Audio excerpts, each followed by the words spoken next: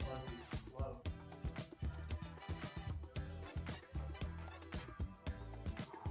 There's your house. Yeah. I drove through there twice. Yeah, nice. You guys ready to start? Yeah. Oh yeah. Okay. Feel free to really let Bowser back in the room.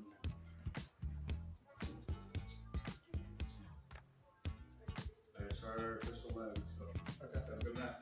All right. Good.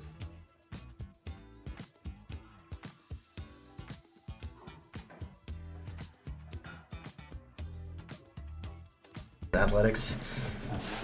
All right, so this is the opening lag. We got John Connolly versus Cody McDonald. Clay with Daniel here to my left, and we will be commentating the match for you tonight. If you guys can just let me know in the chat if you guys can hear us okay. We also have some kind of piped in music that's going to be going on throughout. It's basically free music so that those guys can listen to music that's copyrighted, but you're not going to be able to hear that, hopefully, so that my stream doesn't get shut down. So we've made some upgrades in that regard. So we've got a little bit of funky, groovy music going.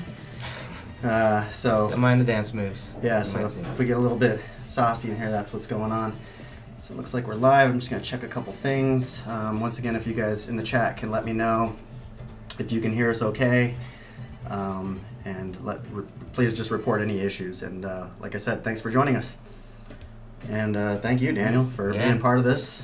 Thanks for having me and hosting all the time. Figured it was my turn to pay my dues and get to watch a good match. So, for those of you guys who have watched the last couple streams, Daniel was actually in front of the camera on those ones, and so it was a good opportunity to get his perspective in the booth with me. So that's nice. So. Yeah, definitely. It's a different ball game here, watching it from this angle. Probably a lot less nerve-wracking. Oh yeah. So I believe. Cody got a solid in, it looks like, on the break. So. Looks like he's gonna play solids. Yep. Good play. They're all looking pretty good and set up to get to a pocket. Yeah, it looks like solids had the immediate kind of advantage with regard to kind of the layout, just simply because they all had balls going to pockets. So Cody just needs to stay in line, and say if anything, maybe the 6 ball would be the only thing that has maybe a little bit tighter position zone, but even that has a couple pockets. Yeah, I imagine he's thinking about the 6 in the top middle pocket after this, but maybe he's thinking corner. So he's probably going to be going for the 3 next, and then he'll use the 6 ball likely as his key ball. So an 8 ball, you're always trying to think, what ball do I need to get onto the 8 ball? So I would say in this situation, that 6 ball, he's going to want to play that last so that he leaves himself a shot on the 6, and it looks like that's what he's about to do, is play the 7 next.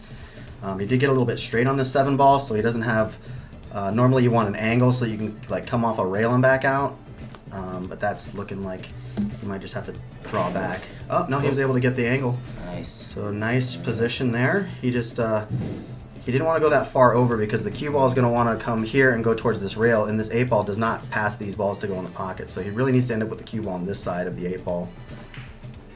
And it looks like he's about to get there. So nice run to start the match. Yeah, it's got to get some of the nerves out of you. All right, good first game. Cody puts the first one on the board and goes up 1-0. They are playing winner break here. We are playing BCA rules. So Pretty sure that was a break and run too, huh? I believe it might have been a break and run. I think he got it from the lag. Let me just check a couple things here. I need to get this YouTube going so we can do some replay.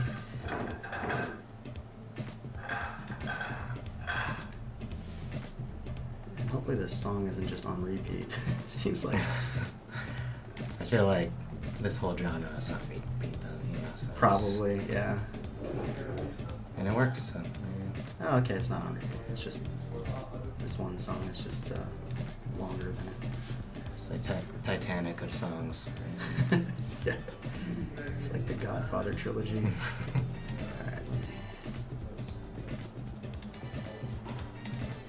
Alright, and so we're doing winner breaks on this tournament, so Cody will rack it up and break it up right now. See if he can repeat his success. 7 games without missing.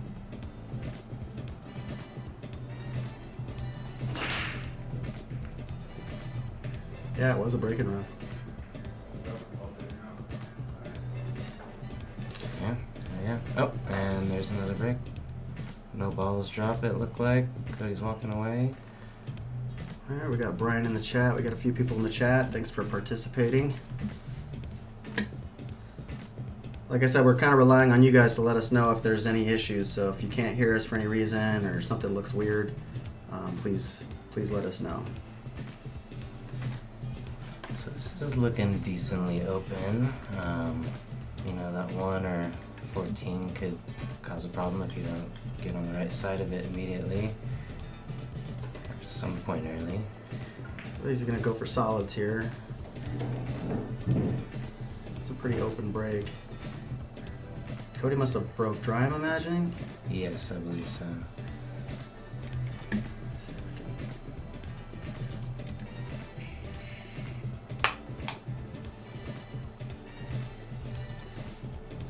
Looks like we got a third commentator, Mr. Brian Kimball over here. He's gonna call the fouls. I like it.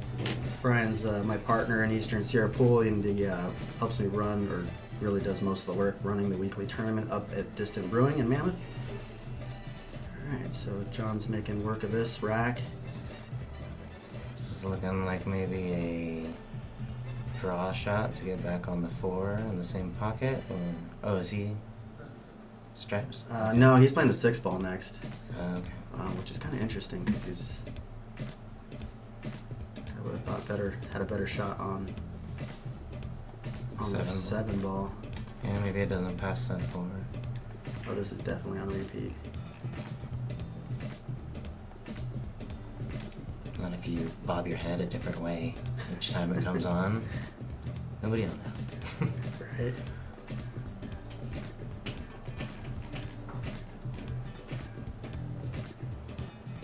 So did Sergio have some good music going on in the background here? We didn't have any music going on that one. Your time's driving. I like it. Yeah, we didn't have the need to isolate because we weren't running any sound. You guys were playing with AirPods, so we didn't have to worry about trying to cover up the music in this situation. So John turns over the table after bobbling the 6. Cody's going to come to the table with stripes and no problems. So right here, he's just got to kind of avoid.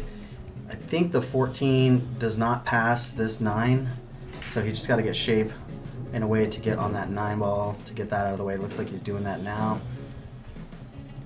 Imagine probably get himself on that 14 after this. Yeah, he's gonna want that. It's kind of the only real. Oh no! Looks like he really kind of one-stroked it. He didn't really kind of, fall into a routine there. He kind of stepped up and just kind of hit at the ball quickly. First. That'll happen. You start making some balls and you feeling comfortable.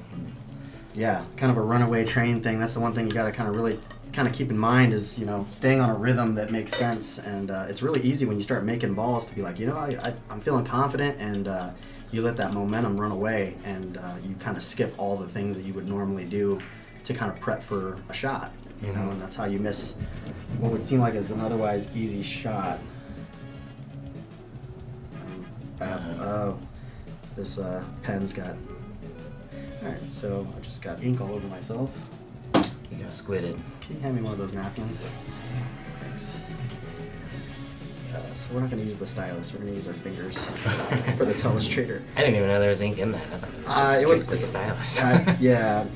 Apparently, I didn't know it either. Cause it's well, funny not because anymore. I went and done something, and I looked at my hand, and I'm like, what is on my hand? I'm like, I must have got grease on it earlier or something. Not thinking about where that could possibly come from.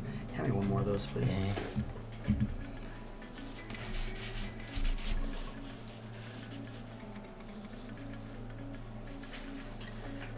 I got 4 in the corner, draw shot, 7 in the same corner maybe. Yeah, it's hard to say if he's going for the He's 7. got No. I think he just felt like he didn't have enough room, so he tried to cheat it a little bit. Yeah. Sometimes when you're not really certain that you have enough space, you end up just giving yourself way too much leeway and missing it completely. Yeah, I know that feeling. Yeah, it's a nerve-wracking thing getting in the grease with another player on a live stream. It's one thing. I mean, it's already nerve-wracking playing for money, but knowing that people are watching, and it's not just live in the moment. You know, it's going to be recorded, and it's going to be there for other people to review and scrutinize. So I give everybody that comes or anybody that does this in general, a lot of credit because it's nerve-wracking. And players that normally make balls do stuff like what Cody just did. That's not it's pretty uncharacteristic. John and Cody are pretty decent players. So there's the added element of just getting used to bar tables. Like these guys have been playing in the tournaments. It's a lot smaller table, a little more forgiving. And to step it up right away, it could be a little tough to change certain habits. For sure. I gotta find.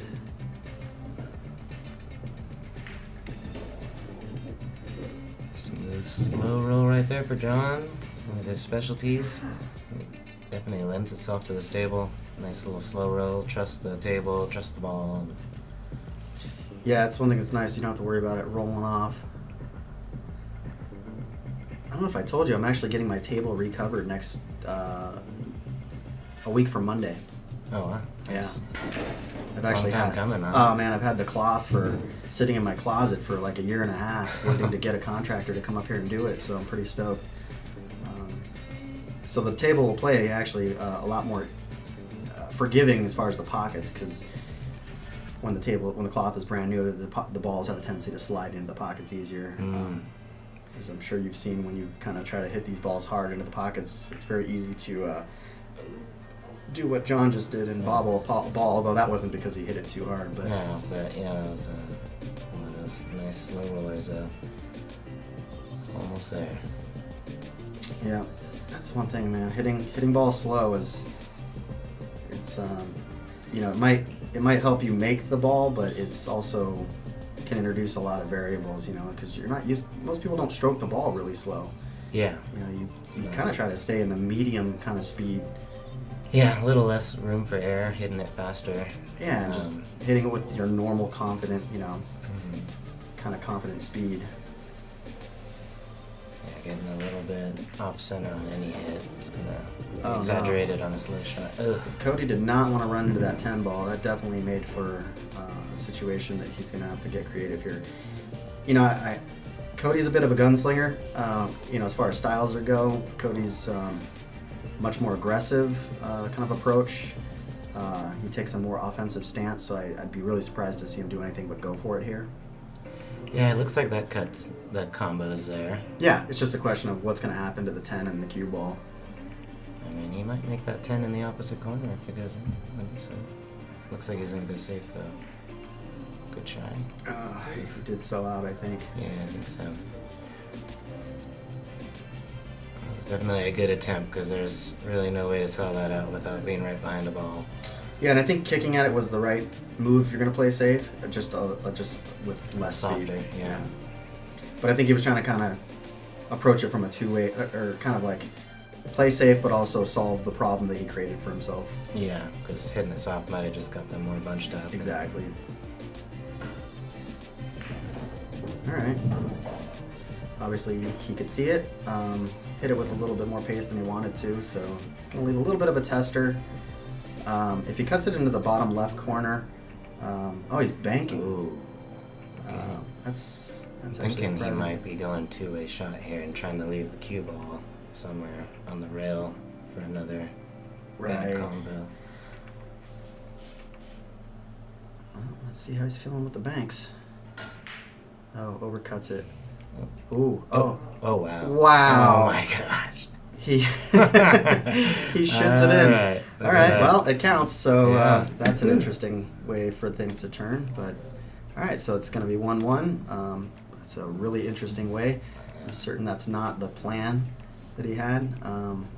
He's pretty creative. Let's see if we can do a little YouTube instant replay here.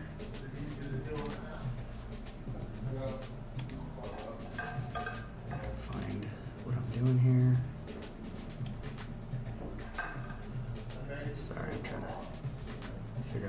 this work.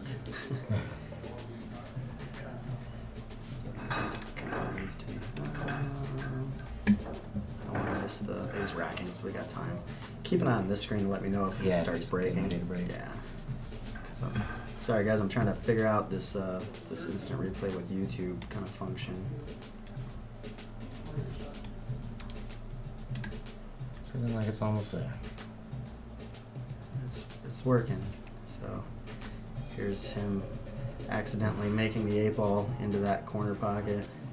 Wow, that is crazy. All right, so back on to regular. I feel like most of the shots that I fluke in are shots that I could never do. It's like kind of just cool to watch anyways. And he happened to call the right pocket, so there you go. Something you'd see Mike Massey doing, maybe. Old school trick shot. I don't know if anybody's... yeah, trick shot for sure, rather than anybody doing that in a game is asking to lose some money. All right, 1-1. So we're using Solano Pro. You can see the logo in the bottom right-hand corner, and that's our ability to submit the match results to Fargo rate. So the numbers next to these guys' names are their Fargo ratings. They're actually Fargo ratings from a couple days ago. I believe they've changed. When I looked most recently, they're a little bit different, but essentially it's a kind of a big rating system. And the P next to Cody's is preliminary, and that's because he doesn't have enough games in the system for it to be considered an established score. But I'd say they're pretty evenly matched. So Yeah, I mean they've got the same numbers except a little jumbled up there. oh, there you go. So It's another, yeah, it's like a, it's gotta be a sign. what's that called? An anagram of numbers. Okay, so John broke dry. Cody's took solids. John's kind of breaking on that with that side break, and I think he's strategically trying to leave a little bit more clusters. And I've heard him talk about this before at the tournament, where he likes to, every time he breaks wide open, he's afraid he's just going to leave his opponent the opportunity to run out if he doesn't make a ball. And so I think he, after seeing Cody break and run the first rack, he's probably thinking strategically like, okay, I'm not going to let that be as easy of an option if I don't make a ball. So Cody off with a good start here. The 7 ball is really the only thing that's playing problematic, is getting into a spot where you can make that ball. The 7 does have, I believe, this pocket up here. Yeah, which might be the play there, is to kind of follow one of these balls back there. Yeah, and I think the 8 clears to go in this pocket, so it's just going to be a question of how he gets on that 7 ball. And I think getting on there earlier is important. And I think he might be trying to do that now. You do not want to leave the 7 ball as your last ball, and that's what he did. And now he's almost straight in on the 3 ball, which is going to make it pretty tricky to get on the 7. Yeah, he might settle with a tough cut or playing a little defense on it, I guess, and clogging up all those balls a little more. Yeah.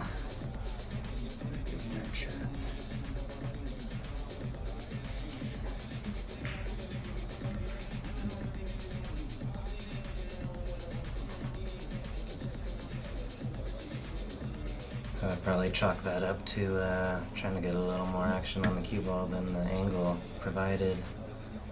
Got a little off on the shot. Oh. Sorry about that. That is the unfortunate thing. You see, you gotta kind of attack those problem balls really early. For sure. Lost my chat preview, so I'm gonna be clicking around here for a second, trying to figure out what I did. Good time to say the things that you want to say without us seeing it. Yeah, if you got any shit to talk about, myself or Daniel here, now's the time to do it. Interesting. I wonder what I did with that. I wonder if John's going a little safe here, maybe. There we go. Try to get behind the 3 balls over here. So I think John's just going straight defense there, which, you know, he's got a lot of options. That's the one thing about running, you know, a number of balls and leaving your opponent with a lot of balls on the table, is that they really have the advantage. And it's funny because it's kind of, for newer players, that might seem counterintuitive. You know, it's like, but I'm winning. I've made all these balls, and it's like you're not winning until the 8 ball's down. And so yeah. So the only thing I'm seeing is maybe 2 or 3 rail kick to try to hit that 3 and I leave think the that's what safety he's looking yourself. It's definitely a little touchy. Yeah, because that 14 doesn't play in that side if you stay low enough, and he ends up So, fouling, and John should elect to try to run out here. Just got to solve, a few problems down here. With these balls, they don't necessarily want to go into, you might have the 13 down in this pocket and maybe the 9. Maybe the 9, yeah. But we'll see what he chooses to do.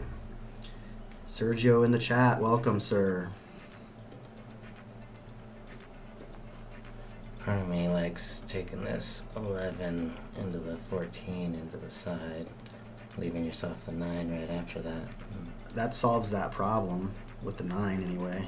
But it's And risky to start with a shot like that on ball in hand. I mean, the 14 acts as a funnel, right? Mhm. So it looks like he's doing that with the 11. Well, yeah, that's what I was. Oh, that's sorry. I was thinking the 9. But yeah, I think you're right. He did have, and then he can play the pink 12 next, because that's the next problem ball, really.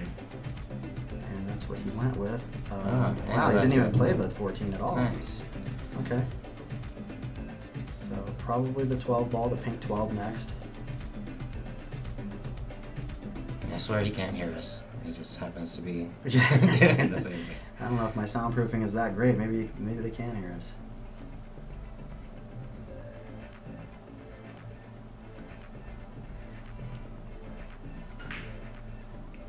Sneaks it in. Oh, and he got the room for the 13.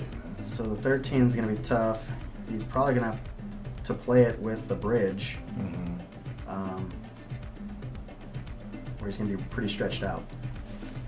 And that does have a possible double hit. I'd be curious if Cody's going to want somebody to watch the hit. And it doesn't look like he's asking for it, so it'd be hard to call from here. I think it was good. Good. So the 15, if it goes, would be your next ball. That's that brown one, and likely over in this corner, maybe the side pocket, but I doubt it. It's a lot of blue there to cover, so see how he's feeling. He's looking at back cutting the 9, or is he?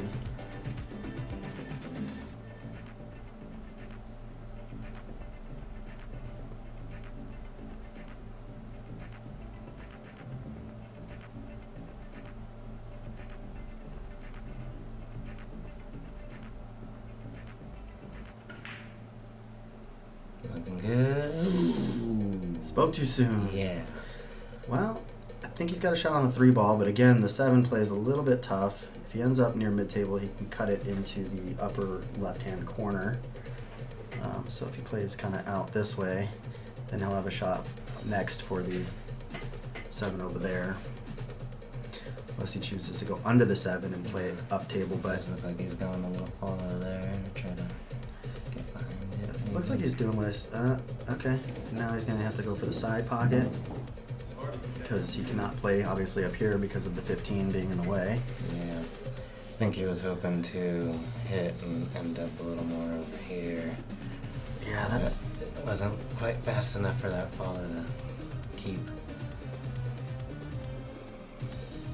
it's kind of tough because I mean that would mean he was trying to play for the 7 in his pocket, so That's right, he it's a crossed. 15. He was going to cross the line. The line that the area he needed to be in was kind of like here. Yeah. You don't want to cross that line if you can. You want to try to come into it. So that's why I was saying it'd be easier if you ended up over here to cut that. Yeah, definitely. Because the 8 ball goes, I Better think, choice. in both pockets. Looks like might it gets by the 9. Yeah, I think it gets by the 9, so that leaves options. So yeah, he's going for the side pocket here. Just gotta be careful with the scratch, and he just kind of chunked it there a little bit. Left in a good spot though, at least. If you're gonna miss and give the table up, you kind of want to leave yourself set up for coming back. So not a lot of safety options on John's end, so he's gonna kind of have to go for the win. Mm-hmm.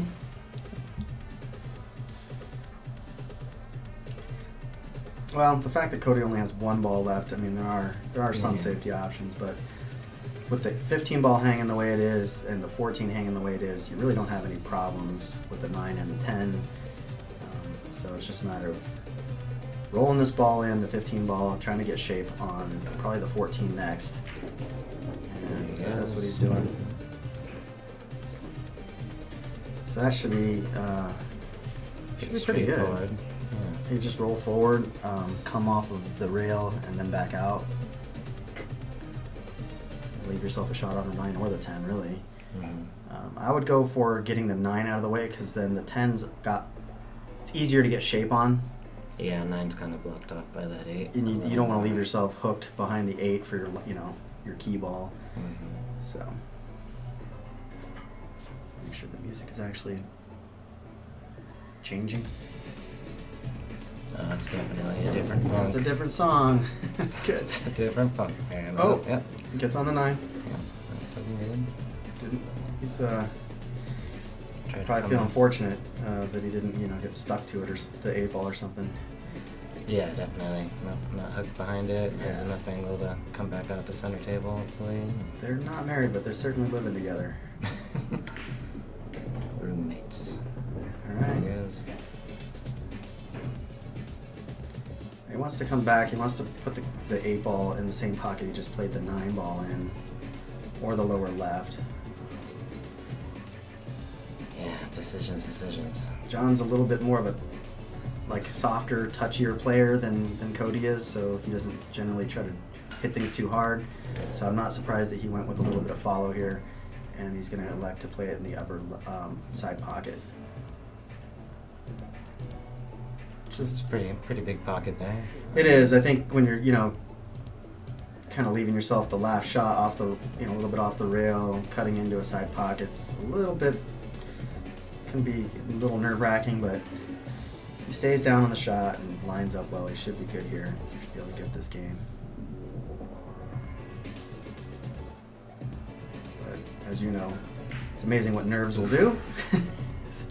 There we And are. there we have it. So Cody's likely going to back cut the 7 ball into the upper right-hand corner pocket. The cue ball will come off of here, and not with that much, but it should come in this direction, leaving him a good line on the 8 for the 8 in the same pocket.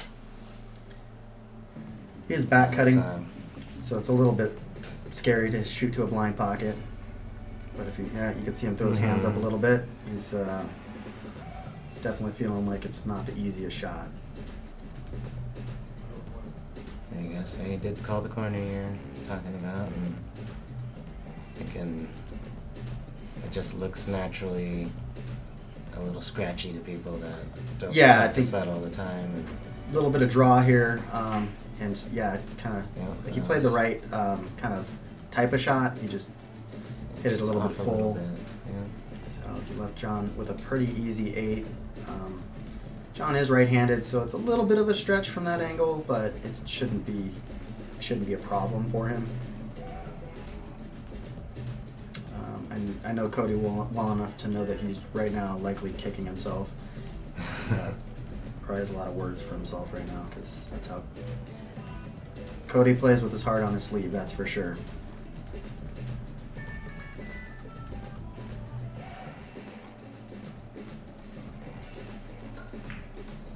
Looks Looks like good. John gets that game. All right, John 2, Cody 1, coming back. Alright.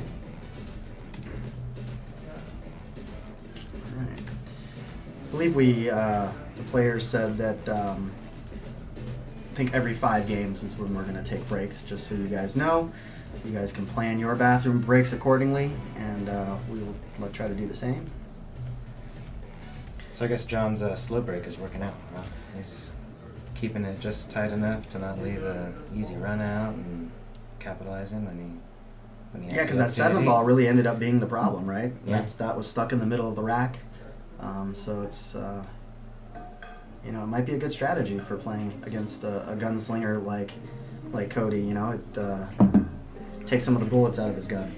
Yeah, and if you're not very confident about getting something in on the break, it's why give it up and leave such a good open table for somebody. Yeah, how long have we been?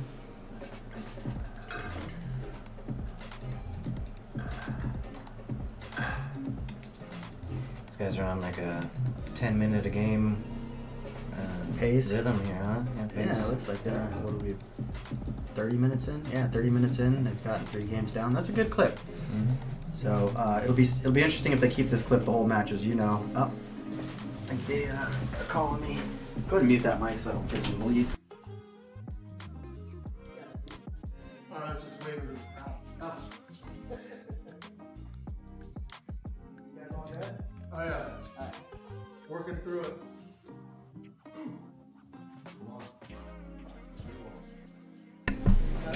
John was just Alright, guys, we're back. John was just waving to the crowd. I thought he was trying to get my attention. John was just waving at his fans, letting them know he appreciates the support.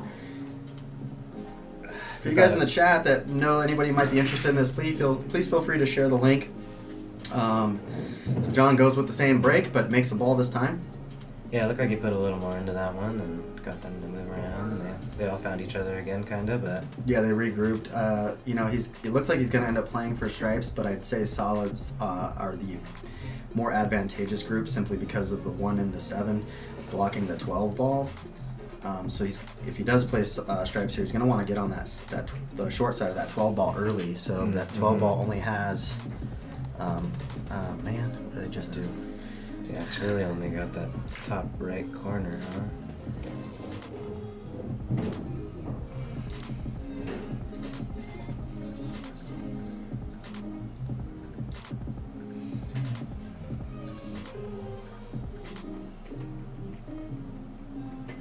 I screwed up my telestrator.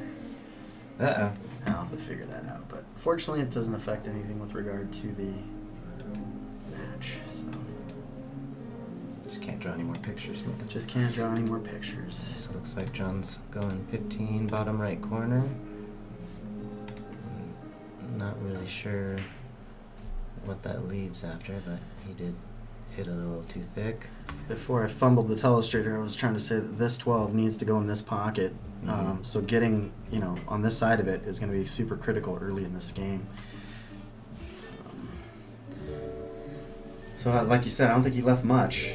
No, it looks like Cody either has to kind of break some things up or leave John right where he wants to be on that 12. He's calling the 1 ball, I believe. Ooh. Off the 4, maybe? Or Maybe a combo? carom. Looks like a carom. There it is. Ooh. Oh, that was smart. Good attempt. And I think the 7's blocking the 12 ball going up. If it's not, that's absolutely a shot John needs to take to get that 12 out of the way sooner than later. The 9 has a similar problem, but it's not as exaggerated as far as the shape that you need to get and how small the position area is. But it looks like he's playing the 9 now. Yeah, I imagine also that 14 lends a hand there if you Oh, use good it at point. the right time.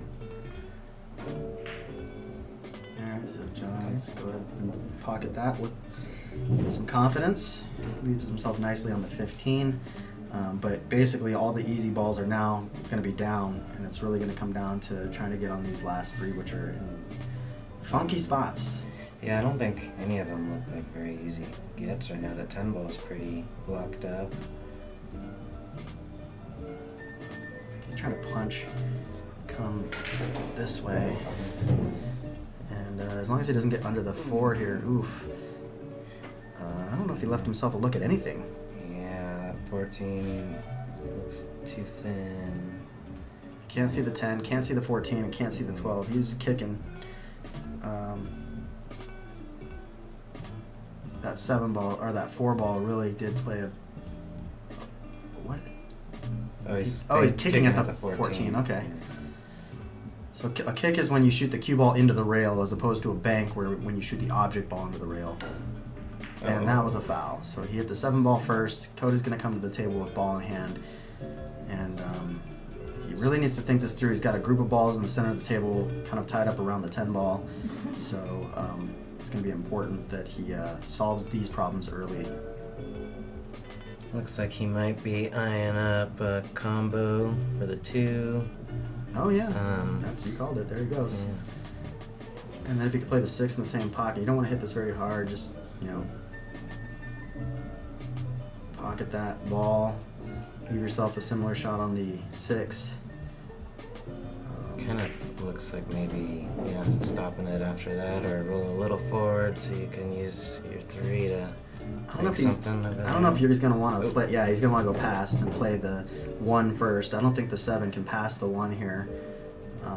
The pockets generally won't take 2 balls side by side, so you kind of got to play the one that's kind of clogging the pocket. He's looking to make sure if it's going to pass. Looks like the 1 is definitely the route to go. 7 just looks a little blocked off. I mean, it does definitely have the bottom side and bottom left corner, but you have to be in a very specific place for that. For which one? I'm sorry? The 4? 3 ball here? Oh, yeah. It doesn't really go to any corner. It might come down to this side. I think it goes here. Does it go by the 8? Yeah, I think it goes by the 8. Oh, okay. But it definitely goes by where in the same pocket the 7's in. So it's just a question of what he decides to play next.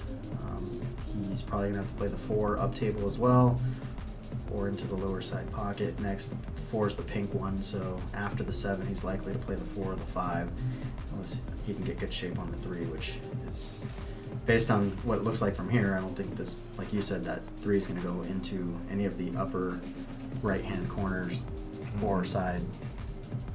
So, see what he does. Kind of got more of that than he wanted, I think. And now I think he's in a bit of a bind because the 4 doesn't pass the 8. The 5's a thin cut into the corner, either up here, and I don't think the 3 passes that 10 for the side. Yeah, and I don't think the 3 banks back to the side. No. So I mean, he might be able to stiff it, but it's asking a lot. Looking like a 5 ball to the top right corner. Huh? Or is he going back cut on the 4? Yeah, I think he called 4 down into the bottom corner. Mm-hmm. So what are your insights, having played on this table and playing, on the live stream twice now? And staying calm, basically. Ooh, that was beauty. That was a very nice shot for Cody. And he's pretty set up here. Yeah, you can kind of just draw a little bit if it's straight in, and then play the 3 in the same pocket as the 5 that he's about to play. I don't think he's going to play the 3 first. I think he's going to play the 5 first. Yeah, the draw looks a little, or the cut looks a little much. We'll see if we can hold it there, not get behind the 10. Yeah, I think he's just going to draw back and play the 3 in the same. Oh no, Yeah. it was more of a. There's a little angle Yep. there. And that's why I was saying if it's straight in, he'll do that, but not if there's an angle, because this is exactly why you wouldn't want to do that. Ooh. Well. So the option there was what? Maybe hit the 3 and sneak out in front of the 10 to get the 5 again. I think he just maybe could have cheated the pocket a little bit to the right, so he hit it a little bit fuller and not so much of a, cut. Yeah, I mean you could see the side spin on that cue ball too. Oh, so then he It was kind of just threw kinda- it in offline and then went off to the right. Mhm. So John's gonna get a good chance here. Yeah.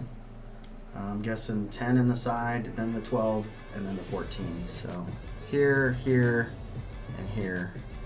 Yeah, just a little bit of a nervy first shot, and hopefully he just rolls that in. And This is a lot easier than that 8 ball he tried to play in that side pocket earlier. yes, that is true. Especially since, it's much Since it's not closer, the 8 ball, and it's so. not the 8 ball. So you were saying about your experiences playing on the live stream. Yeah, it was took definitely a game or two to get some of the nerves out and start to get in a little bit of a groove. And I think you, or at least me, tend to think a little bit more about shots that you already know the answer to and maybe second guess yourself. So it's, kind of a fine line between take your time, think everything out, and a little bit of shoot from the hip and be comfortable and know your skill level. Yeah, there's definitely a component of this that can lead to like analysis paralysis, And so John did get pretty straight on that 12 ball, and then didn't leave himself much of an option to be able to get shape on the 14. So now he's taking, a 60, 70 degree cut ish, which is definitely not ideal for your key ball. But it should leave him shaped. Oh, he's banking. Wow, and that might be his last turn in this game. The only benefit here is that Cody is on the rail, so he can't like punch or draw up. So he's just gonna have to play kind of a follow back and forth. And There you go. so he took his medicine and elected to leave himself the longer shot and not compromise, trying to do something weird and then miss the 3-ball, which is, you don't want to do that. Sometimes keeping it simple is better if you're not confident enough. Cody in gets that game action. number 4. All right. Nice That tight action. race here. Mm-hmm. Like it.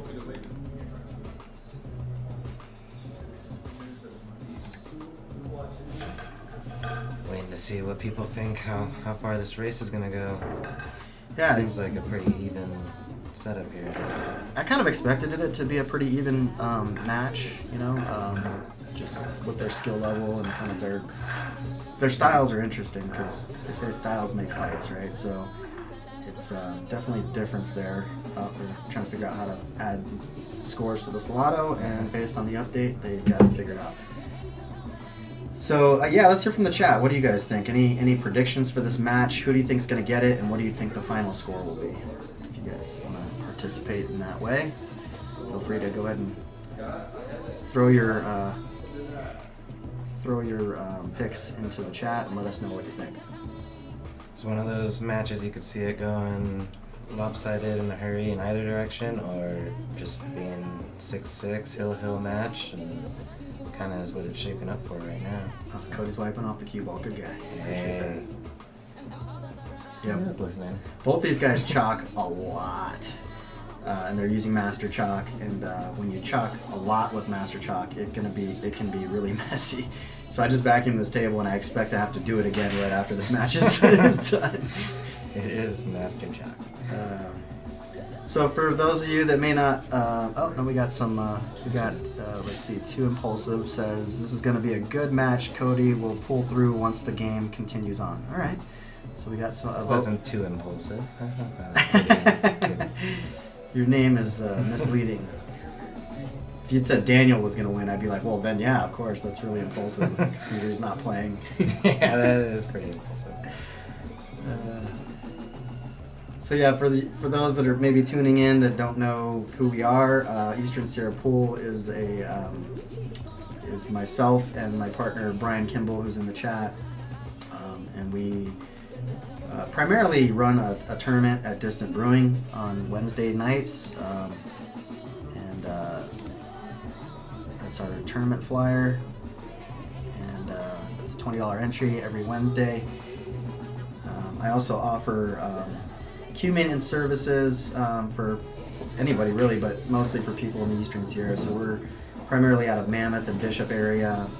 I also offer lessons and generally just try to grow the community, the pool community in the Eastern Sierra, in the basically Mammoth to Bishop area and beyond, wherever we can. So if you guys are ever in the area and you want to play in our tournament, be sure to reach out to us on our socials, which you can see in the upper right hand corner, or kind of going through there. Our tournament has a tendency to fill up well before the matches start, so get there early if you do want to play.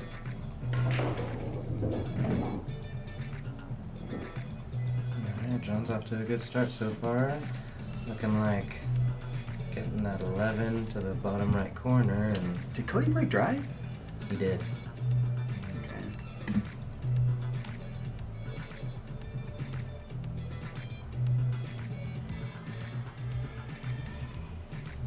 He might be hoping to run into this 5 and stop that cue ball there.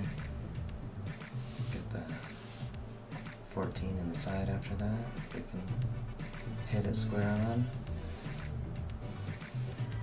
Oh yeah, just kind of use that to hold it for the 12. Yeah, 12, not 14, yeah. Yeah, the pink stripe. And that's what There he it did. goes. Nope. Oh, he overcut the 11. Cody's coming to the table. He's playing solids because John did make a stripe. Or 2, right? Yes, 3. I think he made 2. There's 4 stripes left, so that means he made 3. Oh, no, Yeah, there's we got 5. The 9 yeah. ball. So there's 5 stripes, so that means he's made 2. He had me thrown off there for a second. I was like, are there 2 cue balls on this table? What's going on? Yeah, that The reflection right now is looking. That 9 ball's got a little bit of glare on it, so it looks like a cue ball. Or the 1 ball even. Yeah. I love how Cody uses hand gestures to talk to his ball. It's all about energy, man. Slow down. I get it. But yeah, it's always thrown me off watching the pros when they see a shot or they make a shot and the cue ball is rolling around and they're waiting for it to stop and they slap the They table. tap the table. Yeah. I'm like, I don't know what that's doing there, but it always seems to work out afterwards. Do you do that?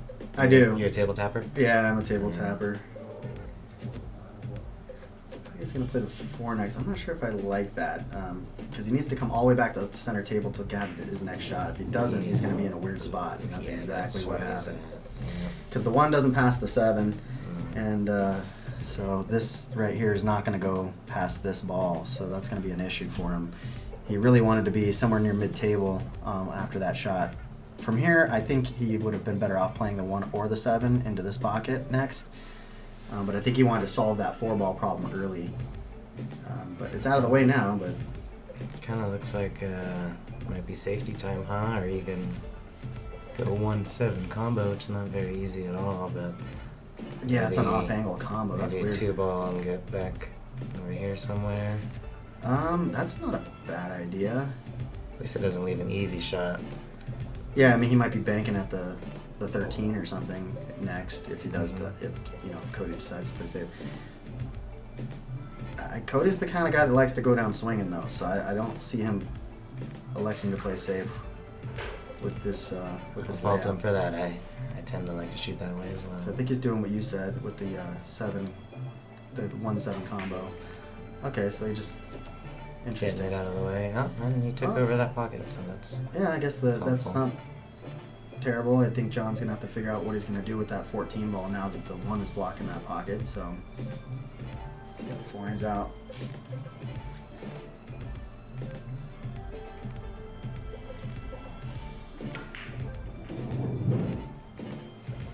Left himself with really only the 11 ball to play next, I think. I would imagine this is a good place to get that 11 in, and then maybe come off here to get shape to shoot the other balls up table since there's no pocket there. Yeah, he's a little straight in for that. No, he should be able to just follow and do pretty much kind of what you showed there with the diagram. Or he can just come down a little bit halfway between there and the 12, like in this area. And then he he went a little longer than he wanted to. If he was here, then he could have come off playing the 12 on the side and then, try to come down table. Yeah. Now he's in a bit of a pickle. There's really not a good way to get on the short side of the 14 or the 13. And those are these 2 balls right here, which cannot go into this pocket because of the 1. Just kind of got to go around the whole table. Yeah, he might have to come around like this off that. Draw it into If he just shoots with, he can't really draw because he's up against the rail, but yeah, I think hitting that with pace, with right-hand English, he would have been able to get around the table. around the 3. Yeah, and it's just hard because when you're on the rail a little bit or closer to the rail, you just don't want to. A lot of people don't want to hit high on the ball and hard because they're afraid they're going to miscue. But if you got a level stroke, a nice smooth stroke, usually it's not a problem.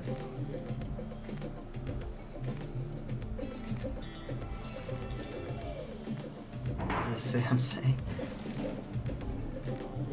A foot massage? Okay.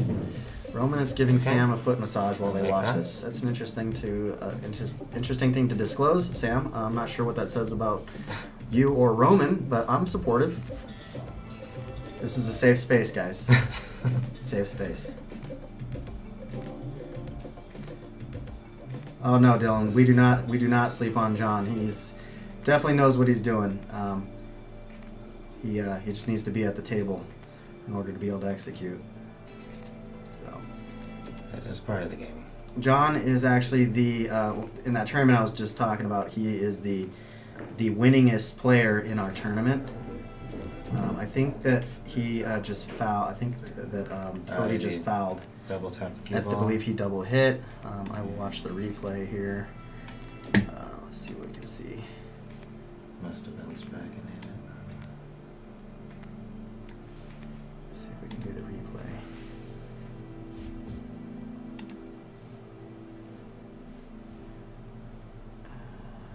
John already shoot, or he's taking ball in hand? Sorry, I don't want Yeah, this to he's lag still- too much. Still taking ball in hand, figuring out his selection here.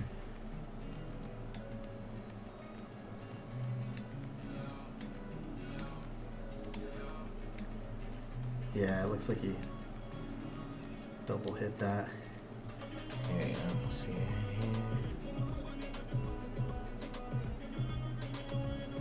Yeah, it shouldn't have bounced that quickly back. Just hit the corner of the tip there. Huh? Man, got that replay and right in time back for the main program. Alright, looks like Cody's gonna have another chance here. You didn't see it? I didn't know if they was going to come here and say something. It was a foul. I hit it twice. I heard it. So we can't hear what the players are saying, Yeah, I hit it twice.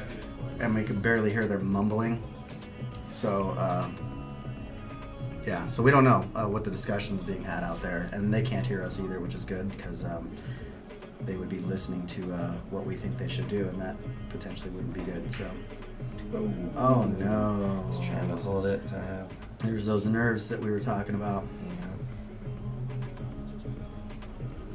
Looks like that 12 is able to be hit, huh?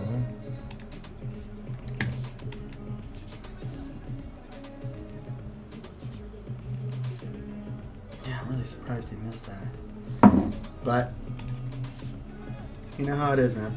Oh yeah, you don't have to tell me. I think he can see that 12 ball, huh? Yeah, I think so. Oh no. Yeah, Yeah. it's kind of a follow shot. You just need to roll that in. Yeah. I mean, he could see the ball clearly. And then the 14 was right there. Yeah, just roll it in and, take your medicine. You're probably going to end up somewhere way up here, but that's better than being in this pocket. Mm-hmm. I'd say so. All right, so I think Cody's going to solve the one ball problem first because it's got, less options for position. So I would say playing the 1 and then the 7, which he's not going to do. So he might just play a stop shot here, playing the 7 down here, stop in this area so that he can play the 1 in this pocket next. He's probably just more Follow it comfortable with out. that. Yeah. Yeah. And then you could just follow forward for. Actually, that's not bad because that does lead. If you do play the 1 over here, that cue ball is going to end up, rolling up into this position on the 8. Yeah, it kind of seemed like every shot on the 1 was going to take some kind of. He overrolled position. He's gonna run into the 13, or he's gonna end up on the wrong side of the 8 here. I think Oh, he's gonna barely. Okay, get it to looked. And it drops. It really, he cheated that pocket, man. And it's surprising he actually stayed. It was deceiving from this angle. It looked like it was really gonna kind of come out that direction. So Cody should get the 8 here, and he dogs it. He's hating himself right now. Cody is super hard on himself. He plays with a lot of passion. Like I said, he plays with his heart on his sleeve. And if you've ever played him, you are fully aware of what he's thinking. Oh yeah. Yeah, it looked like he kind of just got moved up a little bit on his shot there. While he was down? Yeah, he kind of moved his stick and tried to put some draw into it that wasn't as natural. Kind of the move of the tip of the stick down to give it the draw, but I'm sure we're all guilty of it at times.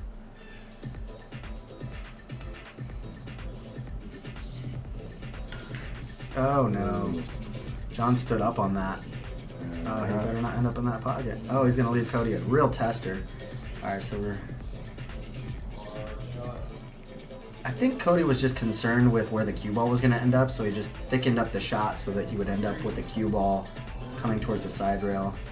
I'll try to cue up the instant replay here. Give you an idea what I'm talking about.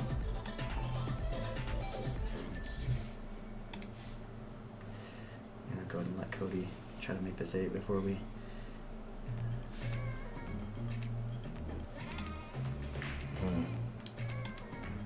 So Cody misses that one. Let's Let's try go ahead and good setup go here. ahead and play this. See what I'm talking about? He's looks like he's trying to end up with not scratching, so he hit the 8 ball too much thicker. now. Yeah. Yeah, that's the worst feeling.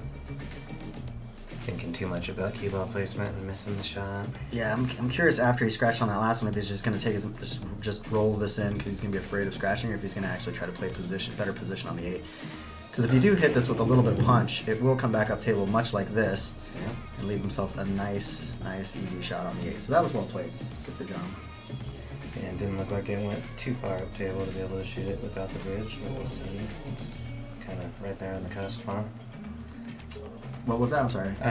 About how far you can cue on this table without getting into Oh, the bridge. right, And yeah. He's kind of right there at the end of that. John's about my size and stature, so yeah, I would agree. You don't want to be any further up table than this, simply because you're stretched out, and like you said, don't want to have to use the bridge. So, all right, so John puts another one on the board, and I'm gonna see if these guys want to take a quick break. Go ahead and mute that. All right.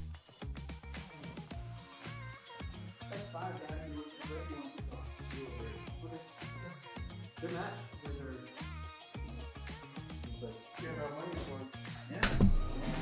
Alright guys, these guys are going to take a little break, so we'll go ahead and put the break screen on, and we will be right back.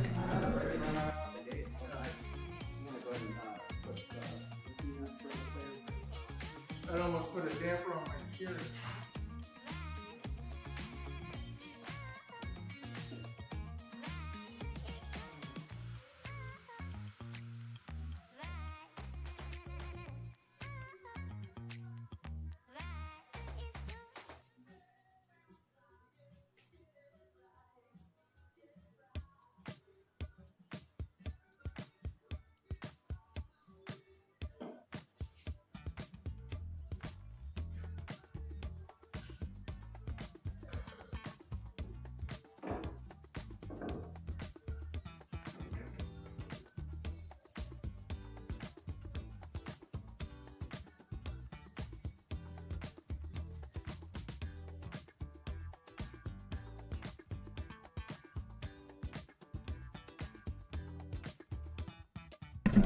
Alright guys, we're taking a quick break, letting the players use the restroom and just kind of loosen up for a minute. We should be back in about 5 minutes, so stay tuned.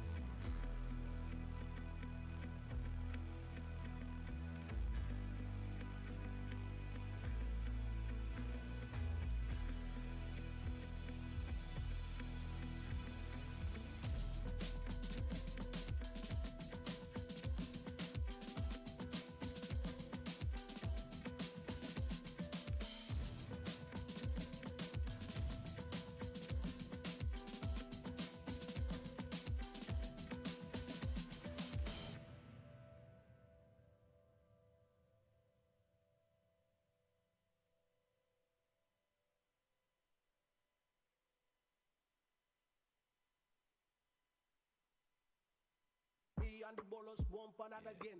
Me and the bolos won't pan out again. Break out your bad, baby, break out your bad. Break out your bad, baby, break out your bad. Me and the bolos popping up again. Me bombo clat, baby, not again. Break out your bad, baby, break out your bad. Break out your bad, baby, break out your bad.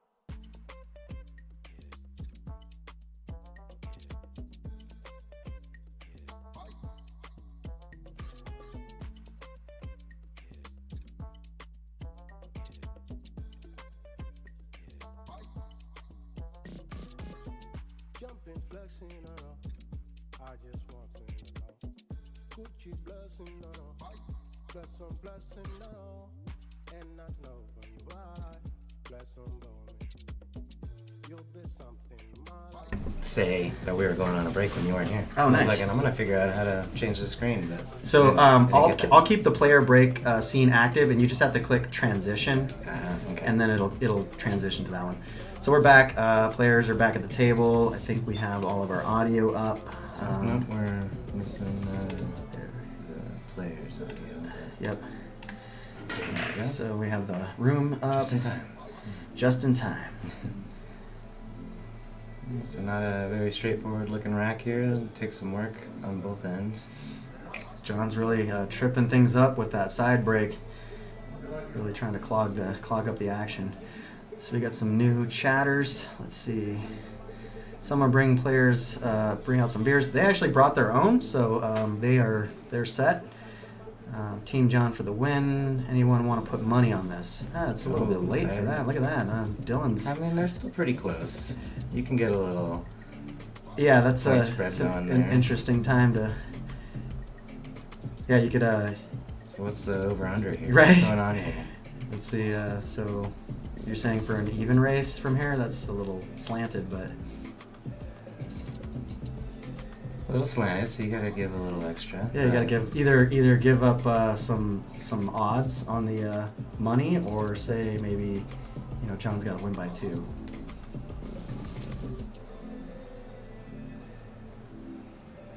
I wonder what they're debating right now. Looked like Cody was covering his nose. I'm thinking somebody let one out, and there's some watery eyes out here. You gotta wait and dry this up. I'm glad we've soundproofed the booth, because it means we also probably Smell-proofed smell-proofed the it. booth. Then again, if we let one in here, then we've got our own problems to deal with. Yeah. Let's see, Deborah says, deep breath, Cody to even it up. Alright. I don't know if anybody wants to take a deep breath if the room's... Maybe she Gotta was funk. telling John to take a deep breath. Hold your breath, John. Hold your breath. All right, so does the 12 pass the 3 is the question. I believe it does. So I think he's going to elect to play... Oh, he just went safe here, all out. But he did leave a shot on the 5 ball, so maybe not the greatest save. The 12 must not have passed the 3, I'm guessing, because he would have shot that and I think left himself shape on the 10 ball to get that up table. So I think John's going to back cut this 5 ball. That 5 ball. Or is he looking at that 4 ball bank? Get a ball out of there. Dude, I don't think you can get between those, the 12 and the 11. I guess maybe not for the bank angle, but it does look like he's trying to get the ball out of there. Yeah, Maybe. that's interesting. I guess he could always try to. Well, he's calling the bank, but you can try to draw it into there as a safety afterwards. Try to leave him. Wait, is it still open? No. Okay. John solids. He must have called back. You must be right. Yeah, the angle was off, but I was kind of seeing it as a maybe 2-way shot there if he could sneak it in there. But Cody's got options now, though. I mean, still got a problem with that 13 in the middle of those solids, in the middle of that part of the rack there. yeah, at least he's got a couple balls there to kind of help him figure that out. I'm imagining the 15 is looking good unless he wants to attack these now, huh? I guess that'd be the way to go is get this mess figured out early. Yeah, because the 11 doesn't pass that 12, so I think he's just going to have to play the 15. Maybe roll up a little bit from there. No. He just, Speed gum. yep, just got a Tight little too pockets. aggressive. I think maybe just rolling it in. He could have left the cue ball somewhere in this area for the 14 on the side next. Mm-hmm.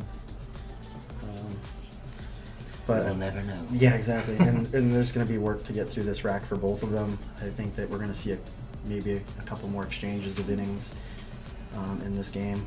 I don't see either one having a real easy way of navigating through this. There's just so many problems in the middle. Yeah, somebody's gonna have to take the chance and break those up. And He could do it now, I think playing the that's 5. kinda- You know, that would be the Yeah. way to do it. But then you kind of send the 8 ball potentially off into who knows where.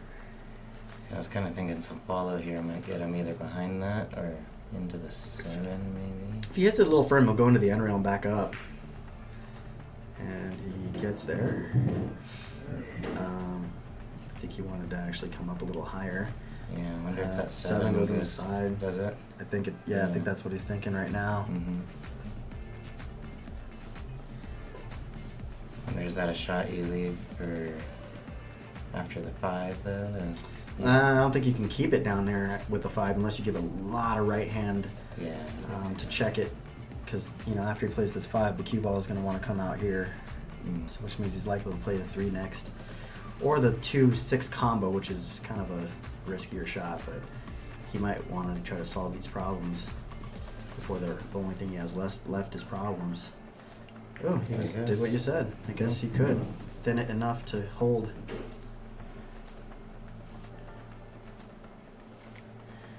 I don't know if he helped himself a lot there. No. He solved the 2. The 2's now out in the open, but he has no look at it, so pretty much the only ball he can see now is the 7.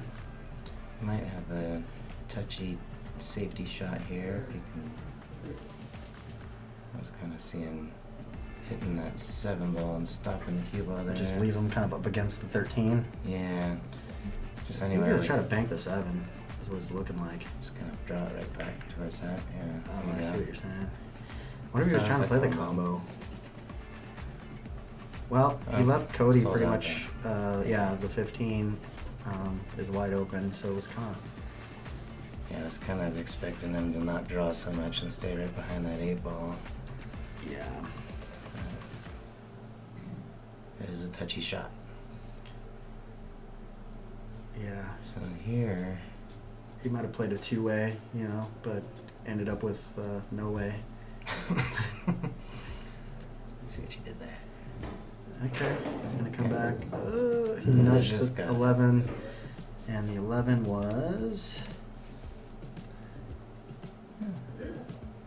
Maybe on the other side of that center diamond, but It's a little bit, lower than where it was, but they agreed. They agreed that's where it was, and that's all that matters to me. yep.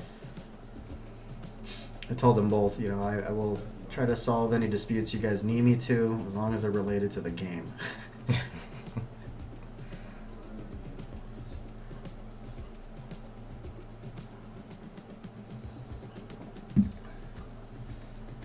Tell you something I've noticed is that Cody is always cleaning that shaft, so it must be looking pretty pristine right now, I'd imagine.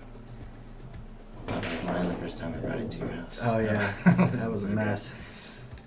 We cleaned it up. Yeah, I think I gave him that shaft slicker actually, the one he's using. Mm. It's funny, I have all these little. If you guys could see the space we're in right now, I've got like a ton of just pool shit all over the place, little things I've picked up over the years, and it's funny because some people are like, "Oh, where do I get one of those?" And I'm like, "I got 5 here." I end up giving them away, and it's cool. It's nice to be able to help out people. And What is it, like a leather cloth or something? No, it's like a kind of like a not burlap. What's the on the inside of it? It's like a Scotch-Brite pad, Mm. and on the outside of it, it's like a fabric, kind of a coarser fabric. Mm. So it just basically scrubs all the dirt off of it. And it's a little bit abrasive, but it doesn't really take anything off the shaft. Won't take the gloss off or something. Yeah, it's not gonna. I wouldn't use it on like, the finished portion of my cube, but it's perfect for the shaft. Mm. And he might have a shot on the 13. The 6 looks like it crowds it, and he's looking at whether or not this goes down here. Yeah. But I think that to do that, you're going to run into the 6 ball. Yeah, it certainly looks that way. It might sneak by there, but you're going to be dangerously close to giving up ball in hand. If it does. He went for the Ooh, bank and went long. almost. Yeah. A little long on the bank.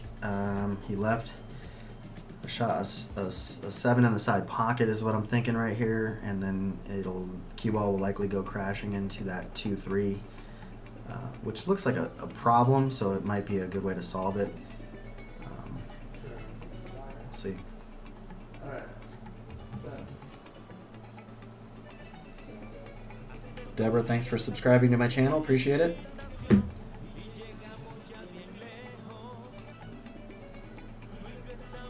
It's definitely a different song. I'll tell you what. Like I think we're hearing some Spanish now. He overcuts that, Yeah. which I don't think is going to be too consequential considering where the stripes are.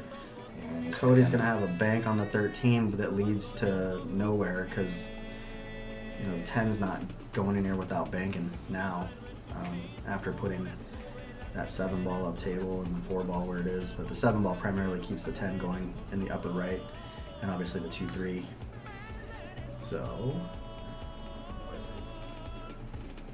he could play safe here. It looks like he's going to just go for that cross-side bank. No, he's playing safe. And Just leaving him a long shot in the right bank. yeah, I think it still leaves John with the advantage though. Looks like he's eyeing up that 2 ball, huh? Can you cut? I don't think he can cut I don't think he can cut it. Now he Maybe can hit nudge, the 3 roll up first. onto the 2 and just leave him kind of stuck to the 3. Yeah. It's a touchier shot. It looks to me like he's going to try to bank, or he's going to do what I just said. We'll know real quick here, depending on how hard he hits it. And he was going for the safe all out. Not bad, given the fact that the 10 doesn't pass the 7. At least I don't think it does. If it does, then that was not the right shot. I think Cody's going to end up having to bank here again. Yeah, you're getting real slick with the back cut on the 10, bottom right corner. You can see him going for that. We got William McDonald in chat saying, "Go Cody," assuming the last name means you're related. So got some of Cody's family in the chat here, cheering him on. I'm guessing from Texas. Cody's hails from Texas originally, but he has been living in primarily in Colorado, I believe, for the last 7 years, and but he's been coming out to Mammoth for a while. He bought basically a Sprinter van. He's been doing the van life thing for the last 3 years. So kind of jealous, to be honest with you. That seems like kind of a dope life. So good for Cody. John used to live down south in Southern California and moved up to Mammoth about 30 years ago.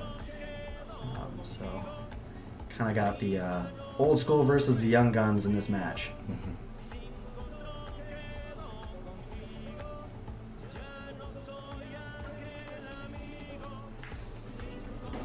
So this 2 ball is really going to be the crux of this rack for John. Did not want to be against that bottom rail there. That's going to make it tricky. If he can see the 4, he might feel more comfortable with that than trying to play the 6 in the side. Or he might play the 7. Either Yeah, way. the 6 kind of looks like a good tool to get into the 2 ball. Maybe get in the back of the 13, combo the 2 in. If he can get this 4 in. Yeah, 4 or 7. I wonder which one he's lining up for. I think the 7 would give you better shape on your next shot, because the 4 is going to put you further down table, whereas the 7 is going to kind of make you come out a little bit more towards center table. It looks like he just played outright safe, which, with the 13 where it is, maybe not a bad idea. If Cody has enough angle to come into this ball and come with the cue ball off of this rail, he might be able to solve the problem, but there's a huge risk of scratching here. The other thing is the 2 ball plays a nice funnel. So if he comes in either off the rail or directly into the 2, that 10 is almost guaranteed to go. The question will be, where does the 13 go after that happens? So that might be the way to do it, actually. Rather than trying to use the cue ball to solve the problem, use the 10 ball, because we have that pocket play is huge right now with that 10 ball, or excuse me, with the 2 ball kind of acting as a funnel. Yeah, it kind of looks like if he hits rail first, he can almost just follow straight onto the rail and then hope the 13 gets kicked out down table. Just That- can't hit it too hard. Oh, you need to hit either more of the 2 ball or hit it harder. Yeah. So because He of gave that, it some pace too. I think it just thinned. yeah, he just didn't hit enough of the 2. So, is this a kick shot or you just Nah, I think you just roll up get the and try to 13 out of there? and just do Ugh, something okay. similar to that. I don't know if that's what he wanted to do. Alright. Right back where I started almost. Yeah, I think John's better off trying to play safe and let Cody solve the 2 problem than trying to get out on this rack and then leaving himself no safety options. One easy way to do that is just come off the side of the 4 and end up down over here, kind of leaving the 8-6 as blockers, or maybe this way. He made it. I don't know if that was necessarily the best move. Although he could use the 7 to kind of nudge the 2, making the 7 and solving the problem now. It's kind of a weird cut, I mean, from this far up table though. But again, same thing where you have this 2 ball really kind of making a funnel Yeah. out of that pocket. You can undercut this and still come off the rail and make it in there. So Yeah, hit it too full and Yeah, basically that's hit it. almost the first diamond, yeah. yeah, you're on the side of thick, I guess. Looks like he's banking the 7. Yeah. Well, the cue ball might break it. It's a good bank. I think he just hooked himself. And I think he's got an edge of that 6. yeah, and it's not like he's selling anything out if he just thins off of it. And you know, if he hits the 6 and comes down this way, Cody doesn't have a shot. The last thing he wants to do here is, you know, solve that problem for Cody and then not, you know, and then leave Cody at the table. Yeah. I guess he can maybe cross kick that, bank that to the top right corner. Hit 6 over here. But that does flirt with breaking him out. Man, if you can see any part of this 6, I probably wouldn't want to be kicking at it. It looks like he's doing kind of the first option there. We're just going to thin off the right side of the 6 and lay the cue ball. Oh, he went for the Hit it. bank. Yeah, cross bank. And he left it still a mess. So. And now he has a out. So. Yeah. Now Cody has to get creative. Man, you know, if you want to play a touchy shot, you can just thin off this and leave the cue ball here and hope that the 13 stays in this area blocking the next shot. But like I said, Cody's a little bit more of a gunslinger. I could see him just trying to bank this out of there and just going for the win outright. I mean, I guess it would be nice to kind of hit that 13 out and leave the cue ball touching those balls if you can. That's so hard to do because the cue ball's not going to stay there if he hits that 13 full And he's going. because it's going to double kiss. Looks like he's going to do what I said, where he's just going to thin off the left side of it and just try to leave it on the end rail and Oh, no. fouls. So John will take ball in hand and try to make the 6 and nudge the 2 ball out. Bummer. I think Cody had the right idea, just a little bit short on the execution. Not by much either, man. He was, you know, what are we talking? Maybe, geez, About an inch. if that, right? Yeah. Now, is he gonna go safety on him right now? It's interesting. Ooh, this is touchy. But smart play if it works out. When you break both your balls out. And Yeah, I think eventually rather miss than, that shot. I guess, yeah, and you could nudge that. I mean, you don't need to break it out because Yeah, you could easily just play safe by just rolling up onto the 2. You could do that. You could draw back off the 6 and freeze into the. That was good. Yeah. That's nasty. Like there's no way to get out of this. He's almost guaranteed giving ball in hand. I mean, I don't know if you can get out of this. I think He's he's an intentional. I think he's going to take an intentional and hope that John can't break. And this isn't a bad idea necessarily if he, as long as he doesn't leave the 2 available, which he didn't. But yeah, I think he has that too there now. 6 on the side. Do you think the 2 goes past? Oh yeah, I think so. In the other corner there. Okay, then never mind. Then it wasn't as good. But that was a great safety by John. I think that really. Definitely solidified Now they're that having a game. discussion about it. I can't wait to watch this back so I can hear what they're talking about. Just don't wanna get too far here. He's good. Put a good He's good. spin on there. So yeah, you're just gonna obviously make it in the side. Cue ball comes off the rail and hopefully comes right back out to about there, leaving him a perfect little straight in. Don't want to get cute here. Just don't be afraid to follow and go into the rail and come back out. Yeah, that's kind of. So he must have been straighter than I depicted because he ended up trying to draw or play a stop shot, which Mm-hmm. is fine. He wanted to be a little bit further off the rail here, so he's not bridging the way he is right now. But you know, in normal circumstances with nothing on the line, he makes the shot 9 out of 10 times. Yeah, definitely. And the money factor, the live stream factor. He didn't leave anything immediate. He's left a straight back bank. Cody's likely to bank this ball right up here. Mm-hmm. Which, if you play it with the right speed, if you don't make it, leaves the 13 in the corner, and the cue ball, if you don't hit it too hard, should end up, in this area, and then the 8 doesn't have a pocket. So it could be a two-way. If he's not too straight on it, then he, hopefully he doesn't have the double kiss. He ended up catching it a little bit thinner than he wanted to, and he sells out a pretty dead 8 ball here. This is gonna be a reachy shot, though, huh? Yeah, it might be. I think he's all right. I think he can come off the side rail. He's gonna have to put his left leg up on the table if it is a little reachy, and I think that's exactly what he's doing here. Get flexible, John. Yeah. He did his yoga this morning. He should be all right.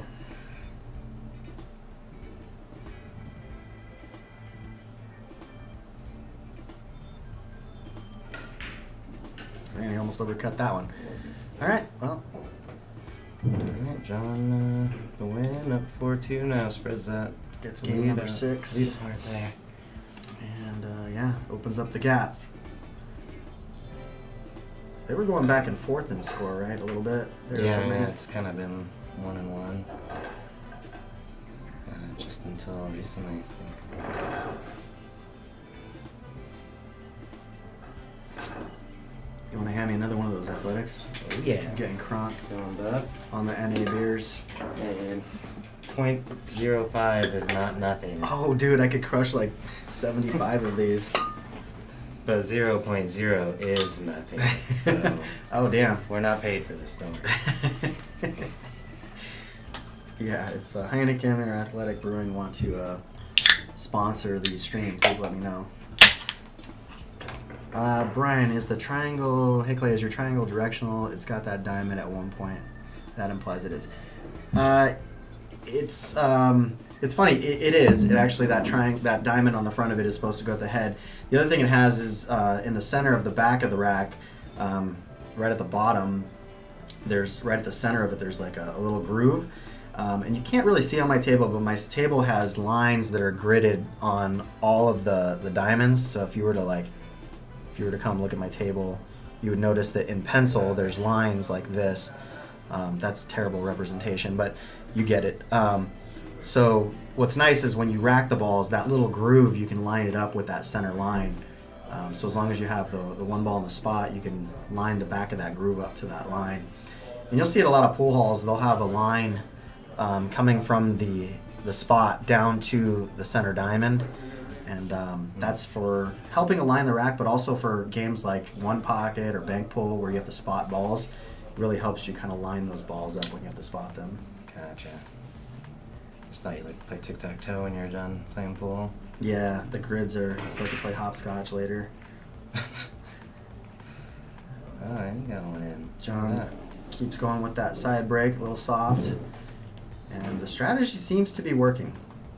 I think for the most part, those problems have been kind of meaning a lot more innings and opportunities, and it has been putting a little bit of the brakes on Cody's style, because Cody, like I said, is a gunslinger. He likes to get up there and fire him in. If you let him run away, I think John learned from the first rack, like, man, if this guy gets an opportunity, he's going to run out on me.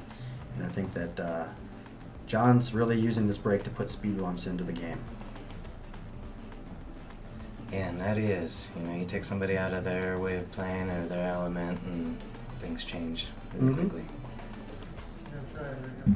Yeah, that's why I thought this would be a very interesting match, because they're so different in their pace of play, their kind of the methods and just the shot selections. Cody shoots firm, and he likes to put a lot of action on the cue ball, so that's part of the reason why he shoots firmer, and he just shoots faster. So he did call that. We are playing BCA rules, so as long as you call the ball in the pocket, you don't need to call how it got there, so it doesn't matter that he hit his opponent's ball. So yeah, I've kind of been looking forward to seeing how this match was going to go. I figured, number one, it'd be different because they don't have any headsets in, so you can tell they're talking this whole time. A little more natural. Yeah, and both of these guys actually like to talk while they play a little bit. So it's I thought it'd be interesting to see kind of how they interacted, although we can't hear anything that they're saying. They look happy. They look happy. But yeah, I think John, being very methodical, plays at his pace, and the only way to slow Cody down is to make the rack difficult, so that Cody can't kind of just come to the table and just run out an open table. Looks like the 6 might go in the corner. Yeah, I believe so, and looking like maybe you kind of set yourself up for the 1 in the bottom left, or the 2 in the top right after that. Or I guess that's 7 into the bottom. Maybe trying to get the cue ball up here and get the 7 down after that. Oh yeah, after the 6. Yeah. Yeah, the 3 is obviously a problem. He might be able to break that out if the 5 passes the 3 into this bottom corner after the 1 goes. So after this 1's out of the way, this 5 likely goes in this pocket. Yeah. So Too Impulsive says Cody needs to take his time more. He is allowing John to get into his head with breaks and etc. I don't disagree. I think, although it seems like Cody has been taking his time a little bit more than he typically does, and it could be it might be the opposite. Maybe by taking that more time, he's actually getting out of his rhythm a little bit. And I don't know if it's necessarily in his head with the break. I think it's more out of his rhythm. Yeah, would you call it analysis paralysis? Yeah. It's kind of gets you out of your typical way of shooting. Some people do like to fire from the hip and shoot better that way. Yeah, and I think because of the break, he's not allowed. He has to take more time, and I think that's kind of tripping him up a little bit, and maybe a little frustrating, too. Yeah. Yeah, and this type of match, you got something on the line, so you're already a little more in your head, anyways. Yeah, he's maybe a little on tilt. Like I said, Cody does play with his heart on his sleeve. Justin in the chat, thanks for showing up, Justin. Justin's my mentor. He's been teaching me a lot of the game for the last 10 years. And he's been giving me feedback on this commentary. Told me I need to be more brutally honest when it came to how the players were playing, and don't be afraid to hurt anybody's feelings, and just give more honest feedback, and I appreciate that. So some other feedback we've gotten from other people, including my wife, was that the graphics were hard to read if you're watching on a phone, so that's why we got new graphics now with the crawl at the bottom. So rather than having a bunch of static text that says BCA rules and how much money they're playing for, putting this crawl in allows me to capitalize on the real estate and keep the text large enough to read, but not occupy so much space with all of the text at the same time. So appreciate all the feedback I've been getting from both players and non-players and people that have been watching, so thank you. So Cody got a little luck on his side there and had a pretty good leave. And looks like maybe the 9 is there, a little piece of it. So we'll see if he can make it through there and touch that. Now Justin's saying, don't hurt anyone's feelings. I'll try not to. Justin knows me pretty well, and he knows I can be brutally honest when the time's appropriate. And Justin's probably heard the worst of it from me because I'm, his best friend. Nice shot.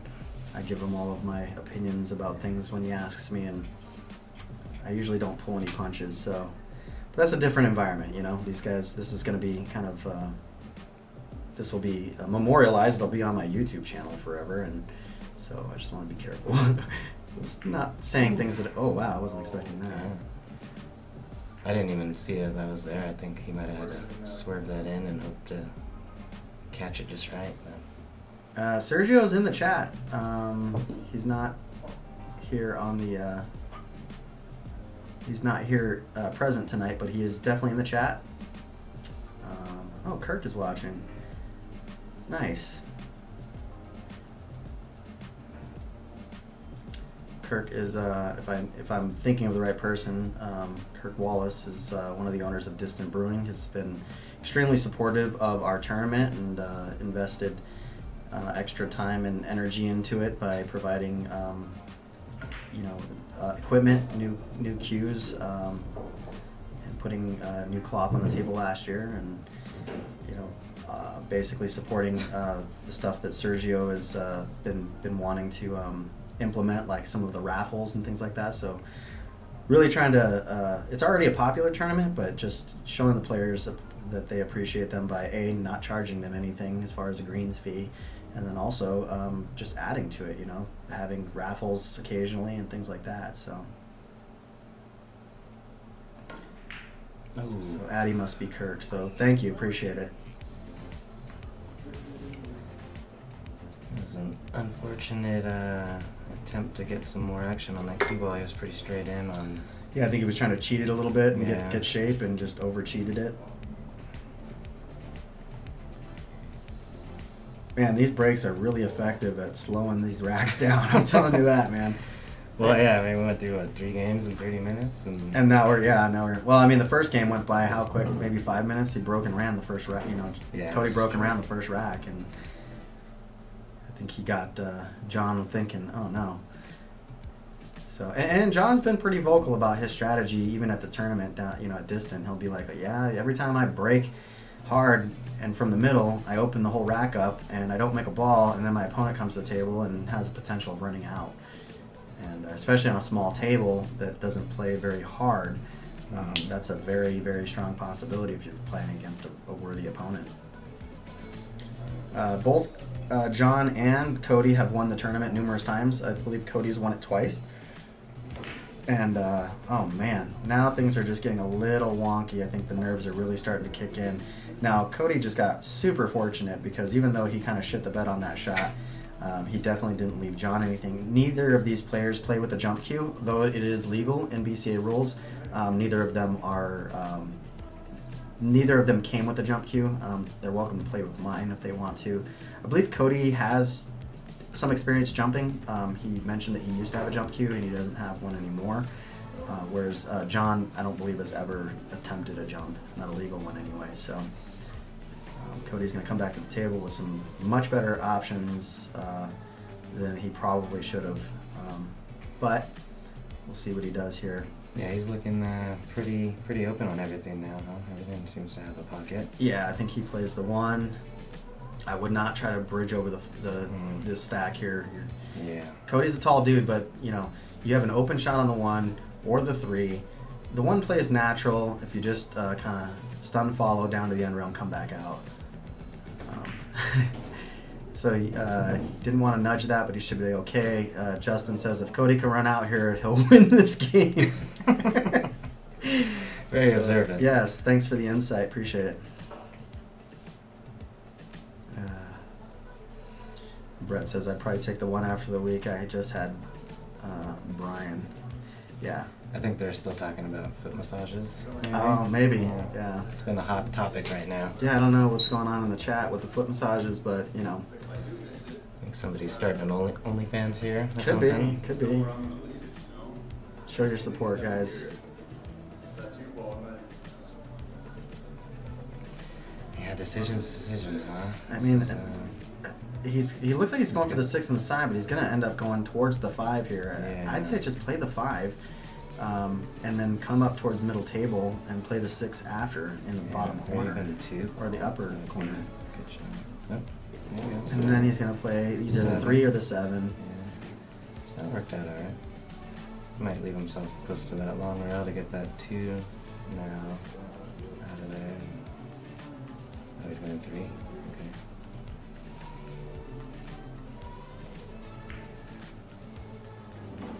And he's stuck. He did not want to do that. So now he's going to be playing a weird back cut on the 7 in the side pocket, and the cue ball is going to be running down towards the 8. Probably miss it, but it's going to end up going 2 rails, and he might have a shot on the 5 in the bottom left-hand corner when he's done. So I got to follow up on this chat. Good observation, Brian. Cody at his best will easily run this out. The question is, how nervous is he?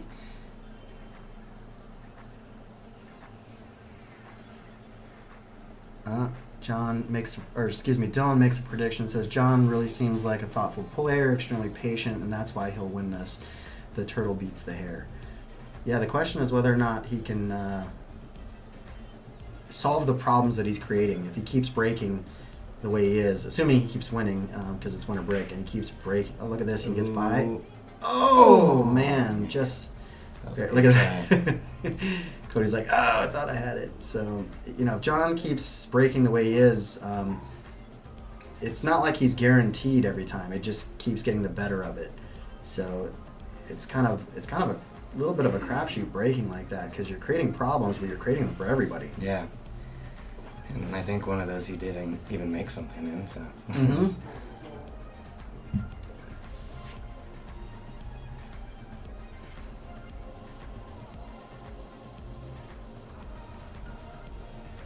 Slow rolling. That's too thick, huh? Yeah, it's hard to be confident on slow rolling balls in like that. You gotta be careful. Yeah. That seems to be his way of moving, though. It is. I think you're right. He's talking about his very low heart rate naturally. Oh, that's right. Sloth personality and just slow mover. Yeah, during the player break when we got back, before we got back on the mic, John was looking at his Apple Watch saying that his heart rate got up to a whopping 115, which is really high for John because his resting heart rate somewhere between 50 and 60, so kind of a lower resting heart rate. He says when he sleeps at night, sometimes it dips down into 30. I'm like, man. Life alerts going on. His wife's grabbing the defibrillator at night just to make sure he's, gonna wake up.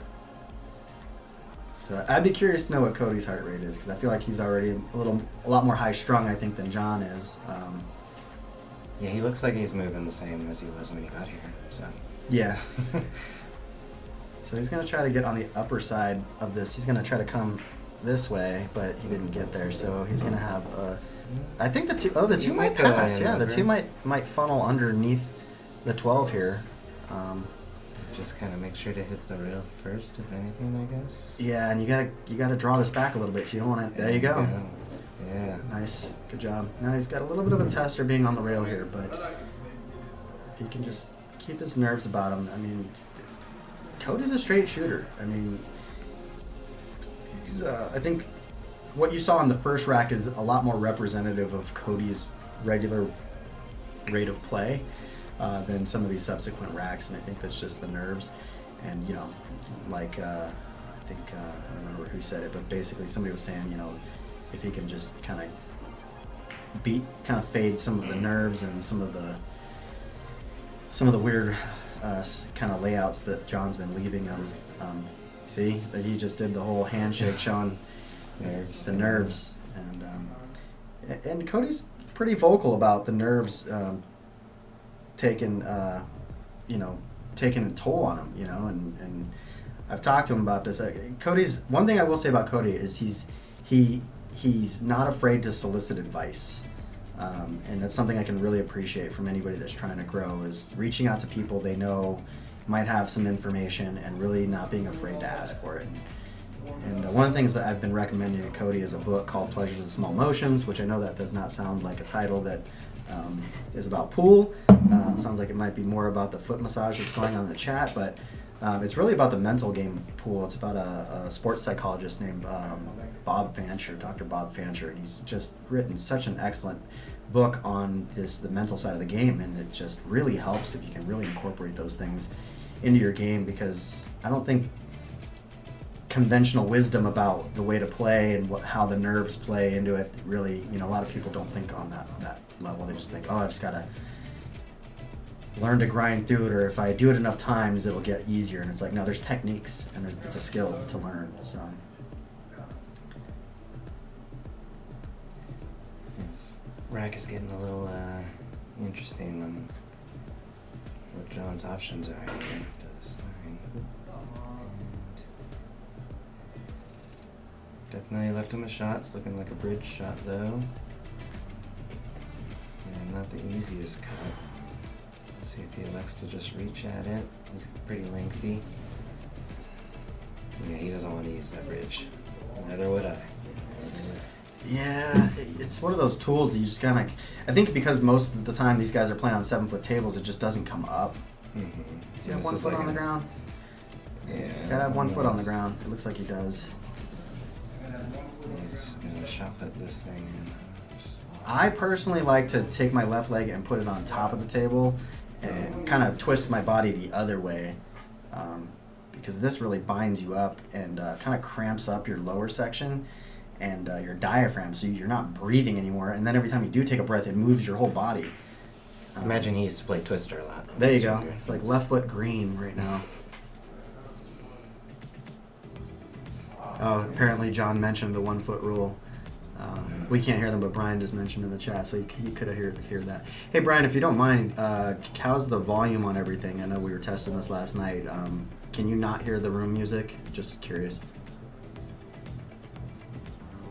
Meaning the music that I didn't pay for. I think John kicks at the 12 ball here and leaves him behind the 15.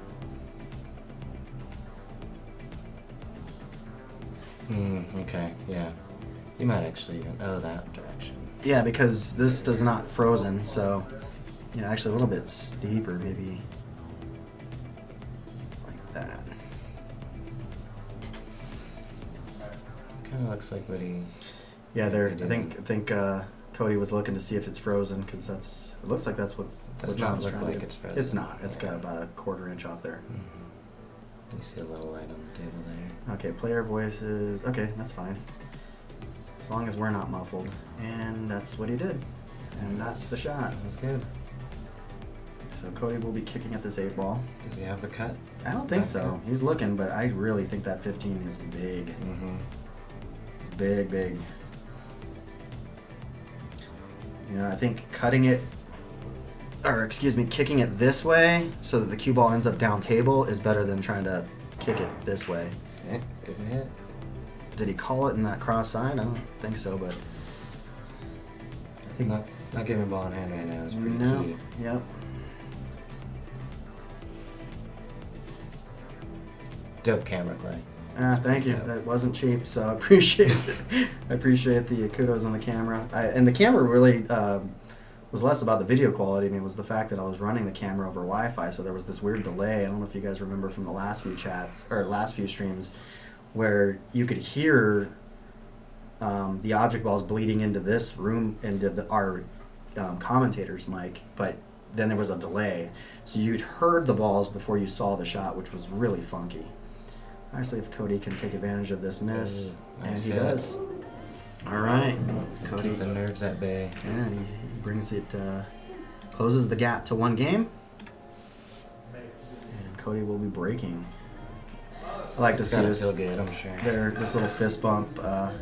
These guys, I think they have a lot of respect for each other, and they play each other every week in, week out, and they've been playing each other a whole bunch, which is kind of funny. Usually, when you're getting ready for a match against somebody, it's kind of like a boxing thing where you're like playing against other people and kind of trying to think about how that person plays, but you usually don't play that person, and these guys have been playing each other like I kind of nonstop. see that being like a benefit for them, first live match, and they're not as nervous playing each other, so there's just other nerves they have to kind of tackle. Yeah, for You sure. already know what to expect from this person. Yeah.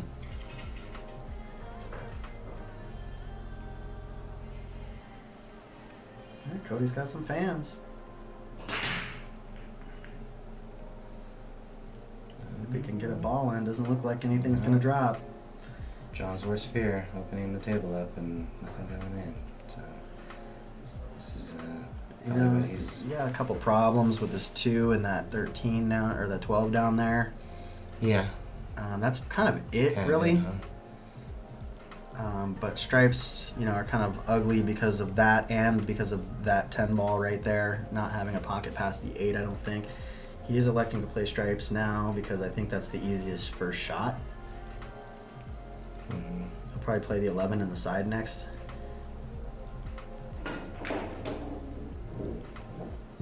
Watching from East Texas. All right, Alicia, thank you for tuning in. East Texas. Where exactly there, Alicia? Us Californians aren't very familiar with Texas, so I know that Cody mentioned he's from Anaconda. the Fort Worth area. Man, there's a lot of really good pool players in Texas. A lot of really good pool players in Texas. So he did play the 11 on the side. I think he overrolled position here. I think he's going to back cut the 15 in the same side pocket and try to break out this 2 ball, solve that problem now. Be careful with that top left corner, though, huh? Ooh. And he Yeah, hangs the almost had it 15. all, too. Yep, try to cheat the pocket a little bit too much. If it was golf, I'd give it to him.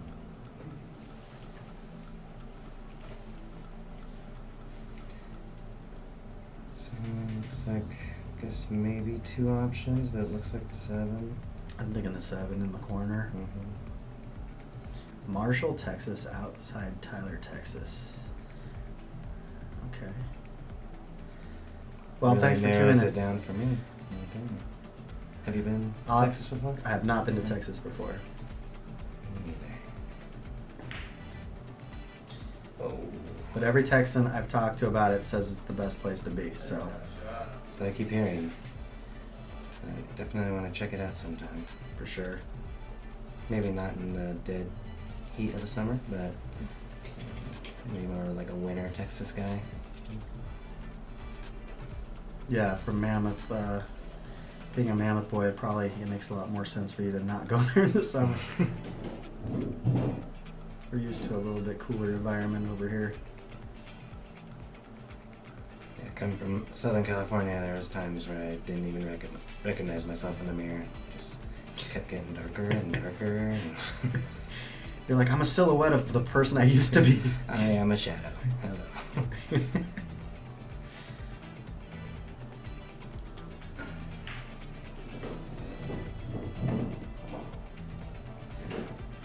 Yeah, he's getting some balls out of there. He's got a little tester here, huh?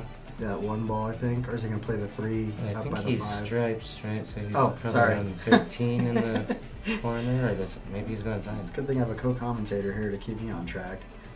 He's probably playing it in the corner, I would guess. That's a pretty steep angle for the side. Yeah. And it doesn't really give you much if you make it. Yeah, because the cue ball can be going, nope, you're right, There you it did is. play the side. Okay, it's a lot easier than it looked. I know how to take shots when you're not supposed to take them, so I'm really good at calling those ones out. So So- he set himself up really good. So I think the 10's likely going to go in the opposite side pocket that he just played the last ball into, which is... that's a But if he stick. was comfortable with that last shot, then I don't know why he wouldn't be comfortable with the 10 doing the same thing on the other side. So It's hard to see. Does that 10 get into that same corner? you know what? We really need an overhead camera is what we need here, guys. Yeah. So Well, I think he's taking your route now. I need to start putting my payment options on the screen so people can donate and I can get an overhead camera. Thinking all the way down in the corner, huh? That little follow to get off the rail. Oh, this And guy he got loves there. those sides. And He he's does. getting it. Oh man, all right. That's not. That was a good cut. I'd be scared. He's shooting in my wallet like that. I don't know about. I'd be a little bit. Oh, he's going for the bridge. You heard it. I'm just He kidding. wants to use the other bridge. So I have 2 different bridges, one on each side of the table. One is a mechanical adjustable bridge, which is the one that John elected not to use, and then there's this one, which is the Canoe clear bridge. What's nice about this bridge is that you can see through it, so it makes it a little bit easier. It doesn't feel like the bridge is blocking your perspective, especially when you're close to 2 balls, where you're like, I don't know if I can even do this without hitting, the other ball or something, or if you're afraid you're going to accidentally nudge a ball with the bridge by getting close to it. You can see really, really well. Do you think he's worried about a scratch? I don't. It should just It- fall it forward will- to the no, short cushion. or- Yeah, he should end up going this way off that. Unless he stuns it, or draws it. That'd be the only way he could scratch here. Mm. So he should just follow. He's likely going to play it soft like he typically does.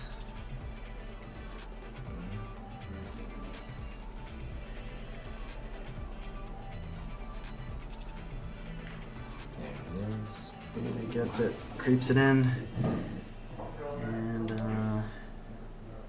it's now 5-3. Stretch that lead back out a little bit. Got Cody's dad is from Springtown, Texas. These emojis are locking. It's on our side here, guys. You can't see this, but the way our chat kind of screen looks. Oh, there we go. Just widen it out a little bit. There's a little heart emoji kind of thing that blocks some of basically the most recent chat. So we're struggling to So we're read. not ignoring you. We're not ignoring you. We're just waiting until somebody else says something so I can read the last one.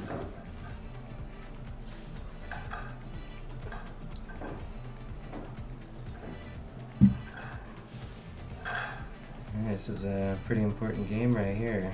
Definitely Cody's going to want to make sure to get another win under his belt right here. Not let John get up to the hill.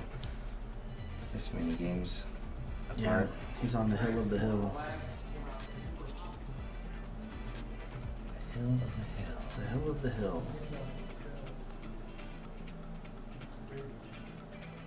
Say the first and the last game are the hardest ones to win. It didn't look that way for Cody in the first one.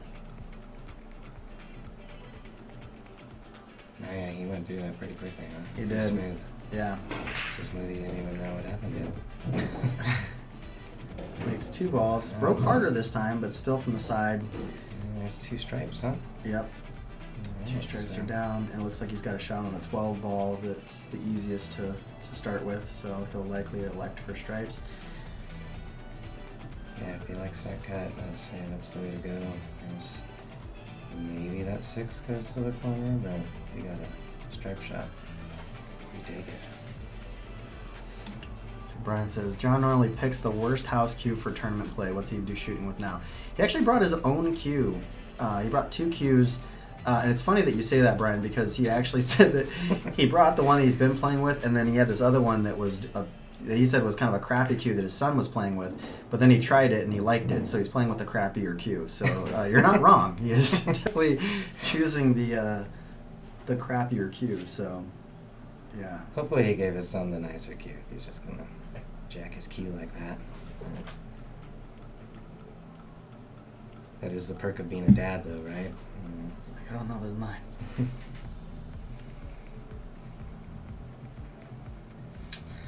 They did not mark their game on Salado, so I'll have to remind them to do that. Oh no.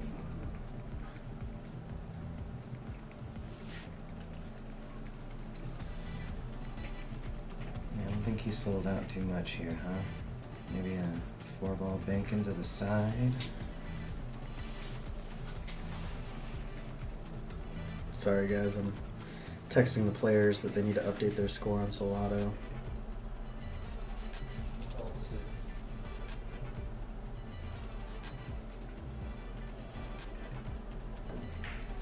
Oh. Nice attempt.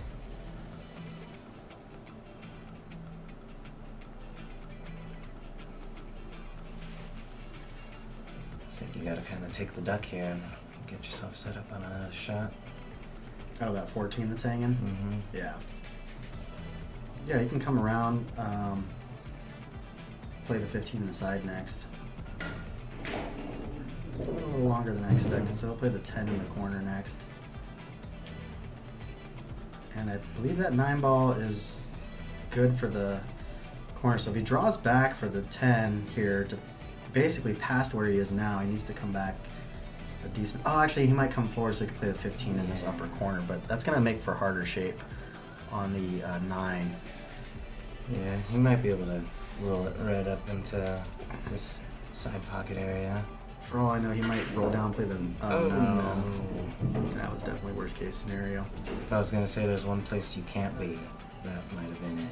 I was going to kick at the 9. Now, this is a little dangerous considering how close it is to the 8. He could end up putting the 8 ball in the side pocket where he's standing at now if he's not careful. If he kicks this long.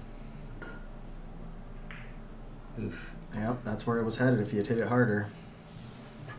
Maybe he knew that and he said, okay, I'm just going to hit it hard enough to get the cue ball, to get a rail. Yeah. On the right side, he got his ball a little bit more accessible if he gets back to the table. He didn't really leave easy shots. Guess the 6 is looking the most promising, huh? Yeah, it appears that way. And he'll likely play the 7 on the side. Longer, maybe the 2 or the 5. I think he goes 5-3. 5-3, 1, 2, 7, maybe? Oh, what about the 4 though? Can't Yeah, forget that's about where things get a little wonky. I guess you can go 1, 2, 4, 7. I was thinking that too. Yeah, draw back a little bit on the 5 here. Play this 2 next. He might go 2-7.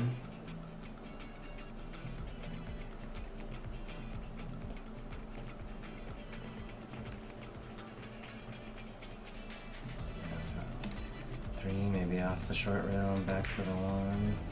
Oh, and he's going to that 4. Okay. I'll give a little bit. Another option there.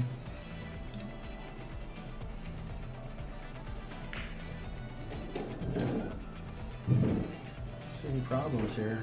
No. What are you thinking? Just stop at the 2, and so if you can get straight on that 7 in the bottom right corner, you can maybe leave. It's just it the up 9 and ball's so big, you know, like yeah. you don't want to end up hooked behind Forward something. and get the 4 now. Yeah. Yeah, he's gonna. There we go. That's smart. Could I explain the numbers after the player name? Yes, Catherine. So there's a rating system called Fargo Rate. It's a rating system much. There's like chess has a rating system called the ELO system. This is a system that basically rates players relative to each other, and so that rating is basically essentially like how well they play relative to other players. So John's a 435. And Cody's a 345, but the P next to Cody's name means it's a preliminary rating, and that's because he just doesn't have enough games in the system. So every time you win a game or lose a game, it affects that rating relative to the person you won or lost against. So, and every 100-point difference is basically a doubling in skill level. So a 400 is half as good as a 500 and twice as good as a 300. But because Cody's rating is very preliminary, I don't think it's a very accurate representation. I would say that John and Cody are actually much closer to each other. I'd say Cody's actual Fargo rating is much more closer to a 435 or 450 or somewhere in that range. Yeah, the numbers kind of throw it off a little bit there, huh? But they definitely shoot a lot more similar. Yeah, and it's just because let me look it up really quick. I can tell you right now how many games they both have in the system. John having been here since the early parts of the tournament, probably. John's got 255 games in the system. So 200 is really the threshold for having an established rating.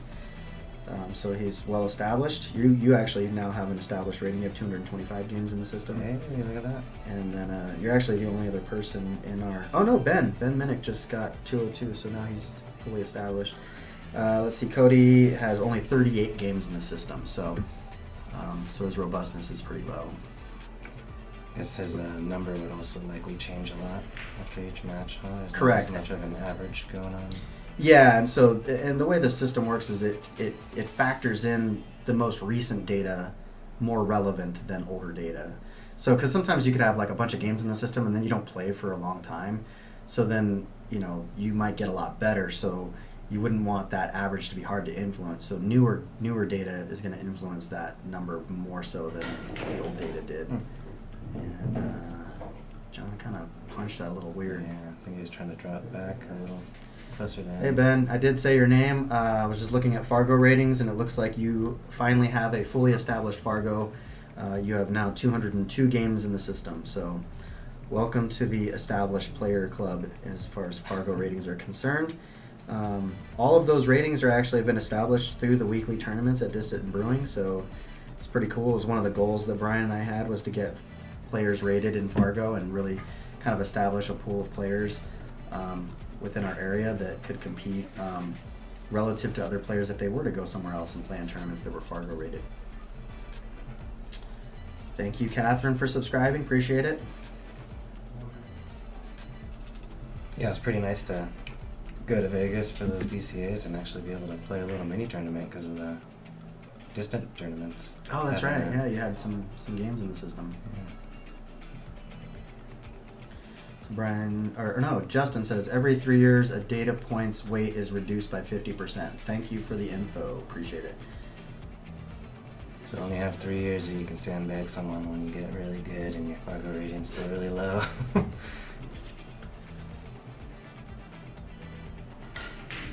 yeah, we're feeling some nerves now, huh? Yeah. The back and forth on a few balls kind of gets in your head a little bit too, and nobody's made a ball in a few shots. Yeah, you start thinking, is anybody going to make one? You start thinking, he's going to get it next time, so I better get it now. Yeah. And then,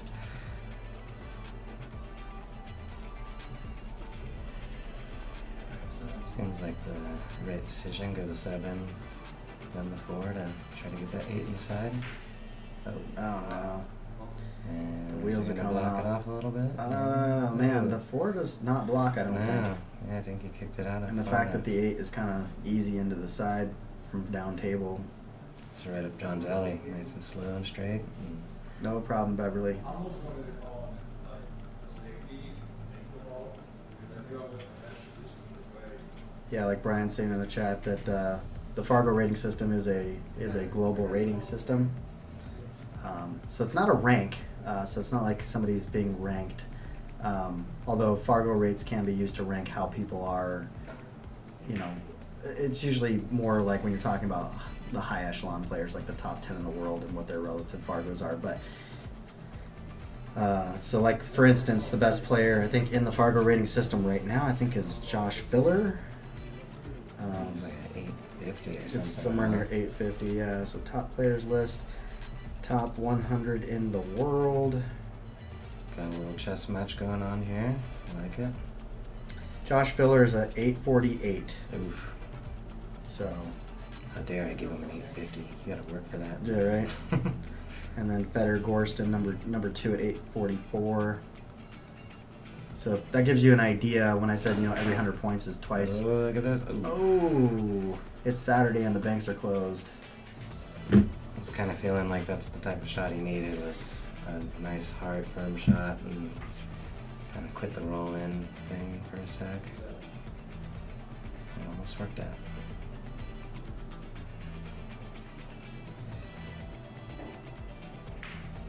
Overcutting.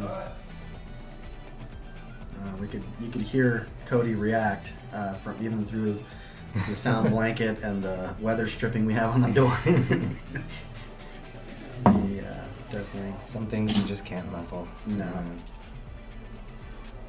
I'm sure they're both feeling it, 8 games deep.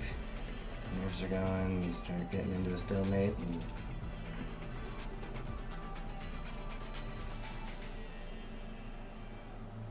We got to figure out who's going to be the next match. All right. Well, Cody's got a good chance here. The 7 does go into the side pocket.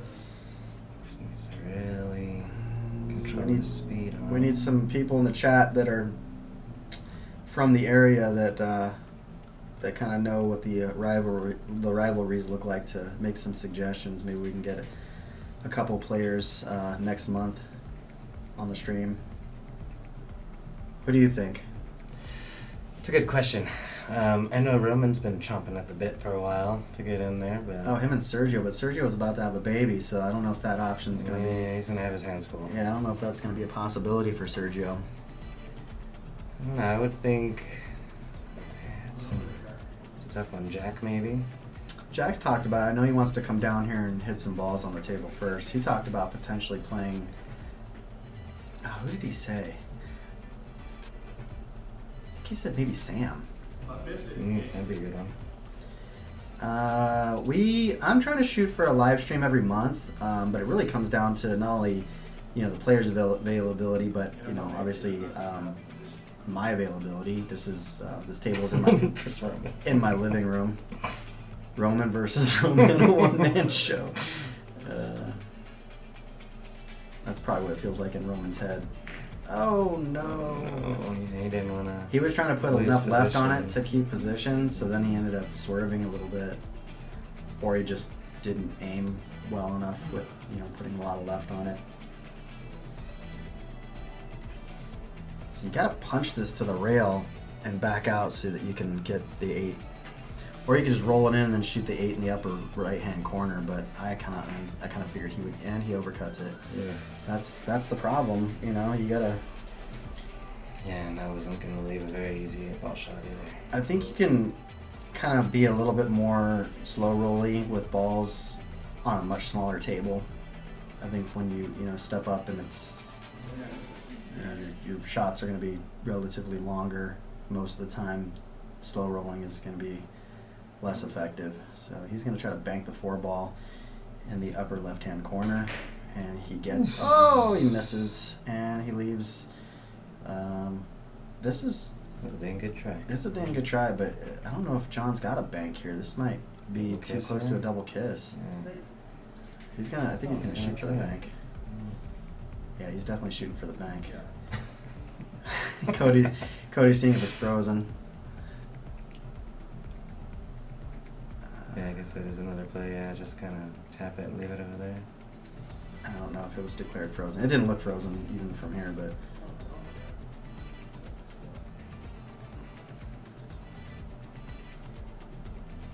Man. Decisions. What are you thinking here? Kind of play safe and leave him. Yeah, I don't know, John. I don't want to leave John a bank, man. Yeah, I wouldn't want to either. That 7's a tight cut in the sides. He can try to bank the 4 back towards the same pocket that he's standing next to. Try to clog the pocket, but yeah, then you kind of sell out the shot. that you do sell out the shot if you don't make that. And yeah, I'd be worried about where that cue ball goes towards the 8 ball. He tries getting too fancy with this. This is going to end up being the longest game of the match. And he did what I said, and he zigzagged and leaves the shot on the 15. So John, I think, needs to stop trying to slow roll balls and just spear this in. Mm-hmm. Take what you get. Because slow rolling is going to leave him on the end rail with a really funky shot for an 8 in the corner with a potential scratch on the side. Yeah, I mean, you have to be closer to that long rail than the 8 ball is to not scratch that one. Yeah, you'd have to be closer. There he goes. Oh, wow. And that's man. weird. You can cut it in the side here. Yeah. It's just going to be, it's going to feel weird. It's going to feel like it's going to scratch in that upper right-hand corner because it probably wants to. Because it might. Yeah, I mean, did he just call a bank? No, he didn't. He might, because if he makes that and scratches in that corner. What do you think, up here? I think so. That's crazy. I just cut it in the side. Throw it in with some right-hand English. Look at this. Yes. It just spears it in. John celebrates, and that puts John on the hill.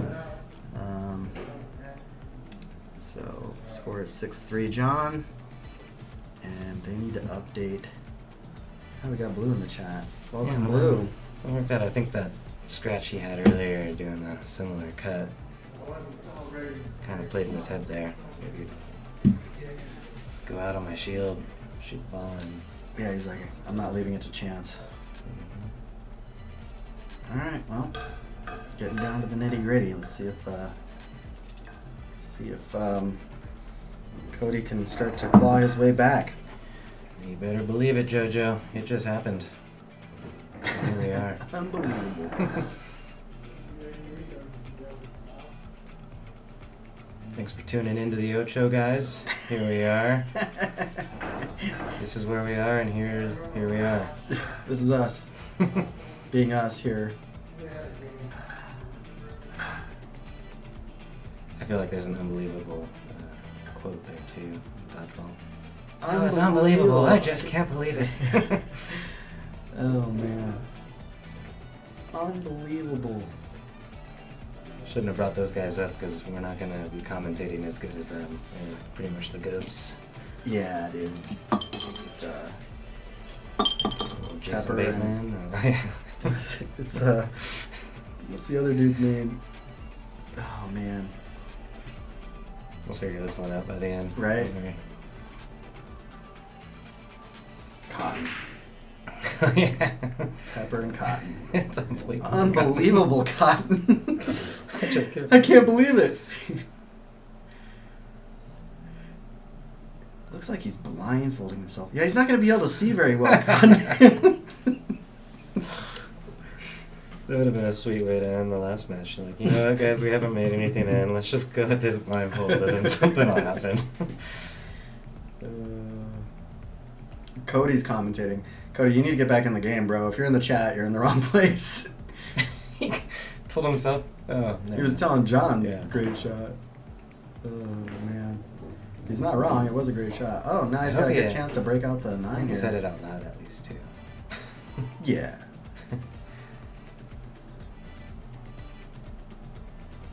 Yeah, he did get a... That was nice of Brian. He's giving Cody some pep talk there. Yeah, no. I mean, I'm the first to tell you it's never too late. It's No. been on the other end of that one. Brian. Probably the worst. Yeah, that first match, man. It's It was wow. only 2 games different. It was like...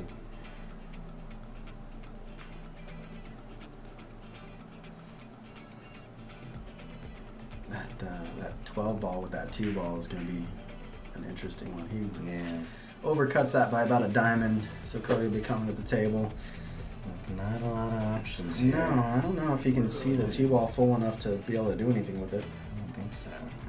Yeah, Cody is not looking very stoked about where he's left right now. No, he feels like he can make this 2 ball, and he probably can. Yes, he can. Nice. The Yeah. question is, I don't think he can make that 4 ball now. The 6 goes in the side, the If we 7 just goes in keep the saying corner. that we think he can't make it, he'll just keep making it. He just, yeah, he We'll keeps see, proving us yeah. wrong. This is why we need that overhead. That overhead camera really would help. Because it sure doesn't look like it's there, but maybe. I don't think that Yes. 4. I don't think you can get past the 12 to make the 4. Are you moving to get a better angle? I am, because the TV's over here. You know, I don't know. You know that's a 2-dimensional optic- object you're looking at, right? It makes me feel better about Okay. it. Let's see. Sorry, I see people do this all the time. Oh, look, he can. Look at that. See? Had I just sat over here more, I could have seen that. Right. It's funny, I'll do that too. I'll be watching matches on a live stream and I'm like, oh, does that go? Yeah.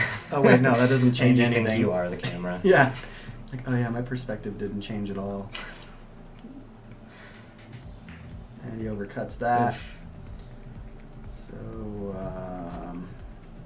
Cause a little, well, I would say cause a little trouble for the 10, but still might have the top left corner. yeah, 13. The 11, 10.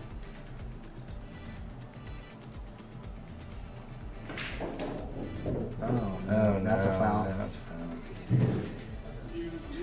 He moved more than 1 ball, so it's a foul. It's ball in hand. I will give them my opinion.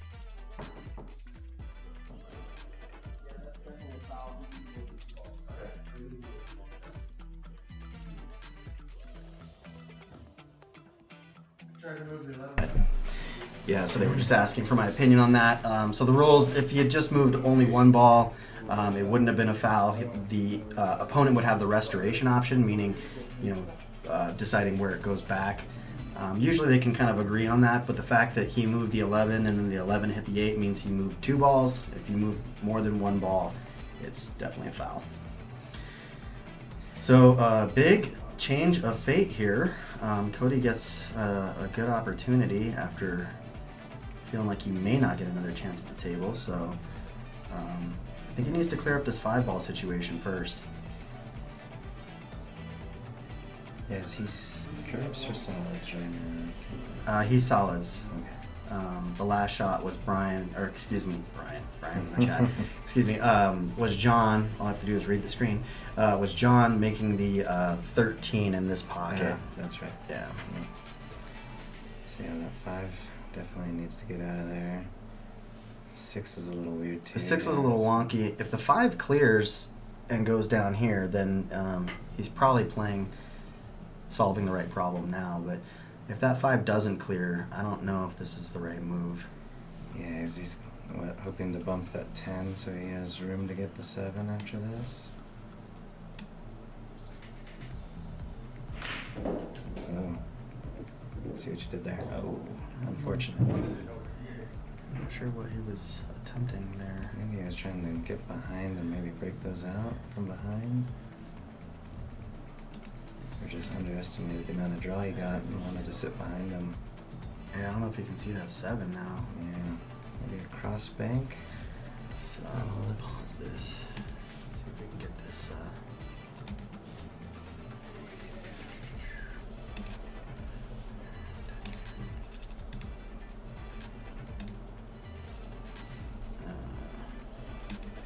Actually, sorry, Cody just shot and missed.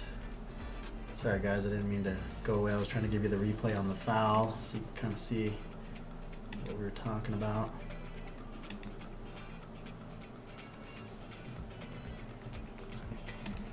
So you see John's backhand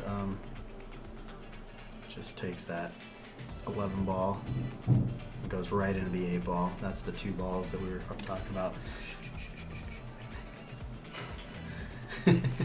Pretending like it didn't happen. Yeah. Like, I guess how at could- that point it was the right thing to leave it where they went after, if you're going to take the foul like that. Yeah, you shouldn't be moving anything. I think it was just knee-jerk reaction. Yeah, So yeah. if that happens, typically you would just leave them alone. Yeah.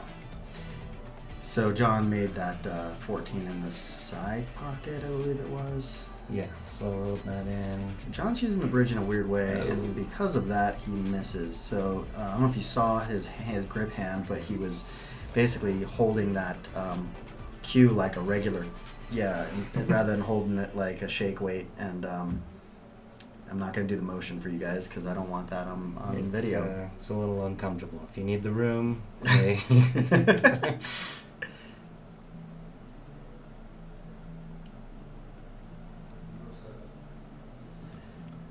Blue's asking at that point, is it any more or a foul just to rearrange the balls a little more? No, I mean it's a foul's a foul. It's still going to be the incoming player taking ball in hand, but more of a foul. No, I mean if you Like a double foul.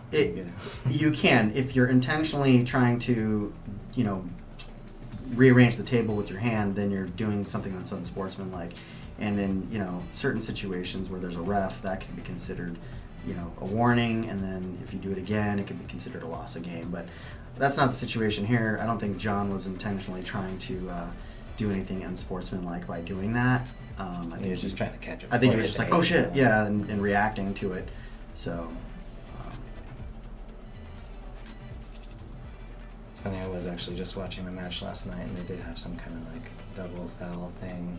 Somebody was able to like shoot a ball to break it up, and then they got another shot after that. It was like the yellow and red 8-ball pool. Oh yeah, black ball or. Yeah, whatever the game is. Huh. But, yeah, they kind of got just like one shot that didn't really matter, and then they got to shoot again. So Some British. I would imagine it didn't work because they didn't. It win, did so. not work. Alright.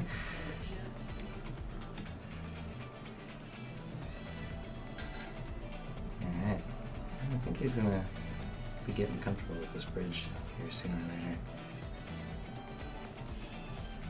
I just screwed up my scene selection,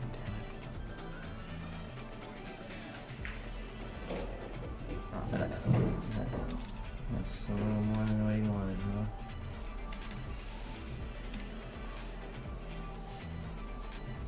Yeah. John does have a good bank though, so I think he's gonna feel pretty comfortable coming back at the corner he's at. Yep, there he is, tapping it. And that'll set him up nicely on that 11. Doesn't get stuck behind the 8. That's the only thing.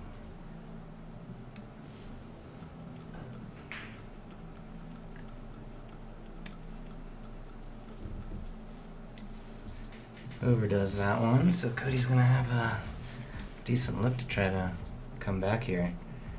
He's gonna have to take it. Come on, Cody. Looks like that 5 leaves him pretty set up for that 1 in the bottom middle pocket. Oh, not much. Sorry, I'm not commentating. I'm trying to fix a couple things on the. Yeah, Cody just took a nice little cut at the 5, overran it, and Yeah, I just saw it on the replay. Yeah, meant to stop a little closer to where that 8 ball is. He's gonna back cut in the bottom right here. How does it go? Past the 9, yeah. So, So it looks like he's doing, but I mean, there's a potential scratch in the side pocket here if he's trying to get on the other side of the 8. He hit it, overcut it. So now he's gonna leave. I think a shot on either the 9 or the 11, and I would expect John's going to take the 11, follow it 3 rails. Yeah, just jinx. Jinx. Come up that way, which will leave a nice little setup on the 8 ball if he can keep shape here. He selected to draw a little bit, and this could end up being a problem. But it should still cut. It's just going to mean that the cue ball is going to have a lot of energy left in it because he's going to hit the 9 very thin here. So this could get dangerous. I mean, he could very easily scratch in the bottom left-hand corner or the side pocket here if he's not careful. Like I said, the cue ball is gonna, and he's probably gonna. Okay, and now he's gonna have a weird shot on the 8. Yeah. No, that's a little bit more than came up more up table than I expected. So now he's just got a little bit of a tester here. You know, he's banking. Wow. Oh. See, I cut this in the upper left, but I get it. Some people don't want to cut that thin and worry about the scratch in the side pocket. So John's going to go for the bank for the set here and see if his banks are holding true. Yeah, it looks good. There it is. Oh, man. Nope.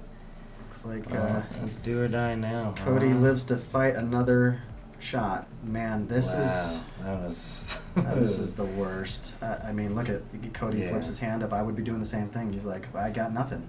Yeah, I mean, honestly, crazy hard bank. He's got to bank this into this pocket. That's really his only option. That's about it. There's really no safety to play here. Nope. Nothing worth trying. Wow. Tough spot.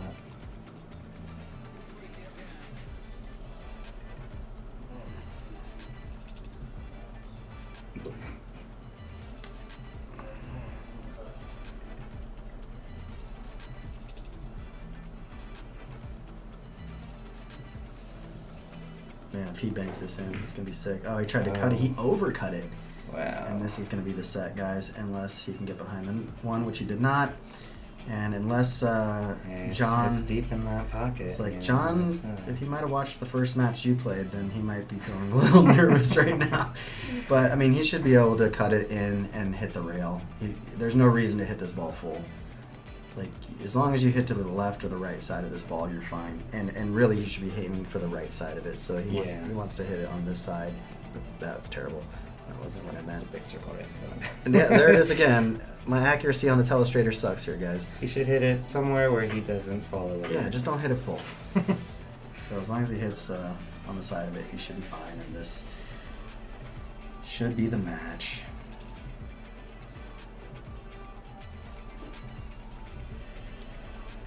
And that's the set, guys. All right. Well, we're gonna get John in here for a little bit of interview. Thanks for tuning in, and yeah, that was a quick match. I think a total of an hour and a half. No, 2.5 hours. So not bad. So I'm gonna go ahead and mute this mic, and I'm gonna get John in here, and we're gonna ask a few questions.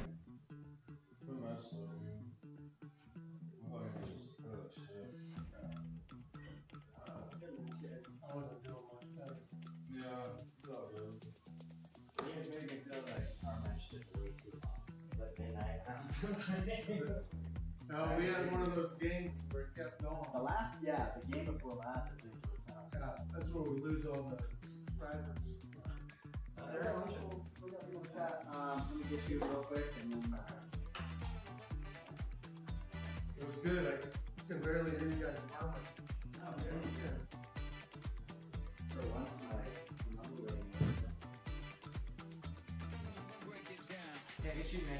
Right? All right, we got John here in the booth with me. Congratulations on your win. Thank you. And thanks for putting yourself out there for the world to see. Had a lot of people in the chat rooting for both sides, and Nice. seemed like that first game that Cody break and ran put you a little on your heels, and then you started breaking from the side and trying to clog up the rack a little bit to keep him, put the brakes on him a little bit. Cody's break and run, it took the wind out of my sails, so I thought, okay, let's cluster it up. So how did you feel you played? Medium. Yeah. You know, nothing special, nothing awful except that second to last game. You know. Yeah, it's tough. How did you feel you dealt with the nerves? Did you feel them in the match? Oh yeah. After watching him break and run, I think I raised my pulse a little bit, but after a while it was fine. Nice. All right. You think you'll see a rematch in the future between you guys? Oh, all the time. Yeah, I was telling on the commentating how you guys have been playing, you know, I don't know, probably close to 100 games by now. Yeah. It seems like. So. At least 40 or 50. Yeah, it seems like you guys have been playing each other a lot, and it's interesting because of your guys' difference in styles. You know, you're just, and even people in the chat were making the observations that you're more methodical and take a little bit more time. And there was an even mention of like the tortoise and the hare kind of reference there. Cody's definitely more of a rhythm player and more of a gunslinger. So I think it was probably wise to break the way you did and keep the brakes on him a little bit. Yeah. On the final break, I thought about slamming it, doing the famous thunderclap break, but I thought, no, just keep going with what I'm doing. It was working. Yeah. I mean, you kind of kept the brakes on him, and so yeah, man, congrats, and thanks for playing a good match. Kind of an interesting foul there by nudging that 11 into the 8 ball, and then immediately reacting by grabbing it. It's like, oh shit, like. Yep, that's all right. Yeah, but It happened. I learned from it. Yeah. Right on. Anything you want to say, or anybody you want to give a shout out to while we still have you on the mic? Oh yeah, I wanted to, thank my family and friends for hanging in there watching it. You know, Eastern Sierra Pool, bringing up the level of pool, in our area. And, maybe all the cool kids out there watching, appreciate it. And that's about it. Right on, John. Yeah. Thanks. Just kind of telling them about the Fargo rating system. People were asking about that, and you were our first established player, and you've been a great representative and ambassador of the game, both in our tournament and just how you carry yourself in general. So I appreciate the continued sportsmanship and just being a good representative of the game in general. So thank you. All right, awesome. Oh, and I forgot to mention, my wife. She's, really my big support. So. Wow, that's nice. Yeah. It's good to have people in your corner. Yep. All right, I doubt Cody wants to talk about it. I wouldn't blame him, so I think we're probably going to close out here. So thanks for everybody for tuning in. I'd like to thank my co-host Daniel for being in the booth with me tonight, and thank you for all the people in the chat that continue to support it and the new subscribers I have on my channel. So thanks for liking and following, and hope to be bringing a new one to you soon. Like I said, we're not sure who the next match is going to be, but I've got some names thrown out there. Sounds like people want to see Ben play Jack potentially, and then we've got the Roman and Sergio saga that's been kind of brewing in the background for a while. Sergio about to have a baby, so we don't know if maybe that will happen or not. I'm certain Cody's going to want to get back in the box here with, if not you, somebody else for sure. Cody's got a lot of heart and he likes to play, and he's not afraid to put it out there, so see how it goes. If anybody wants to challenge this guy, let me know. Yep. And All right. Happy St. Patrick's Day. That's right. Yeah. All right. All right. Thanks, Clay. All right, man. Have a good one. All right. You too. All right, guys. Have a good night, and thanks for tuning in.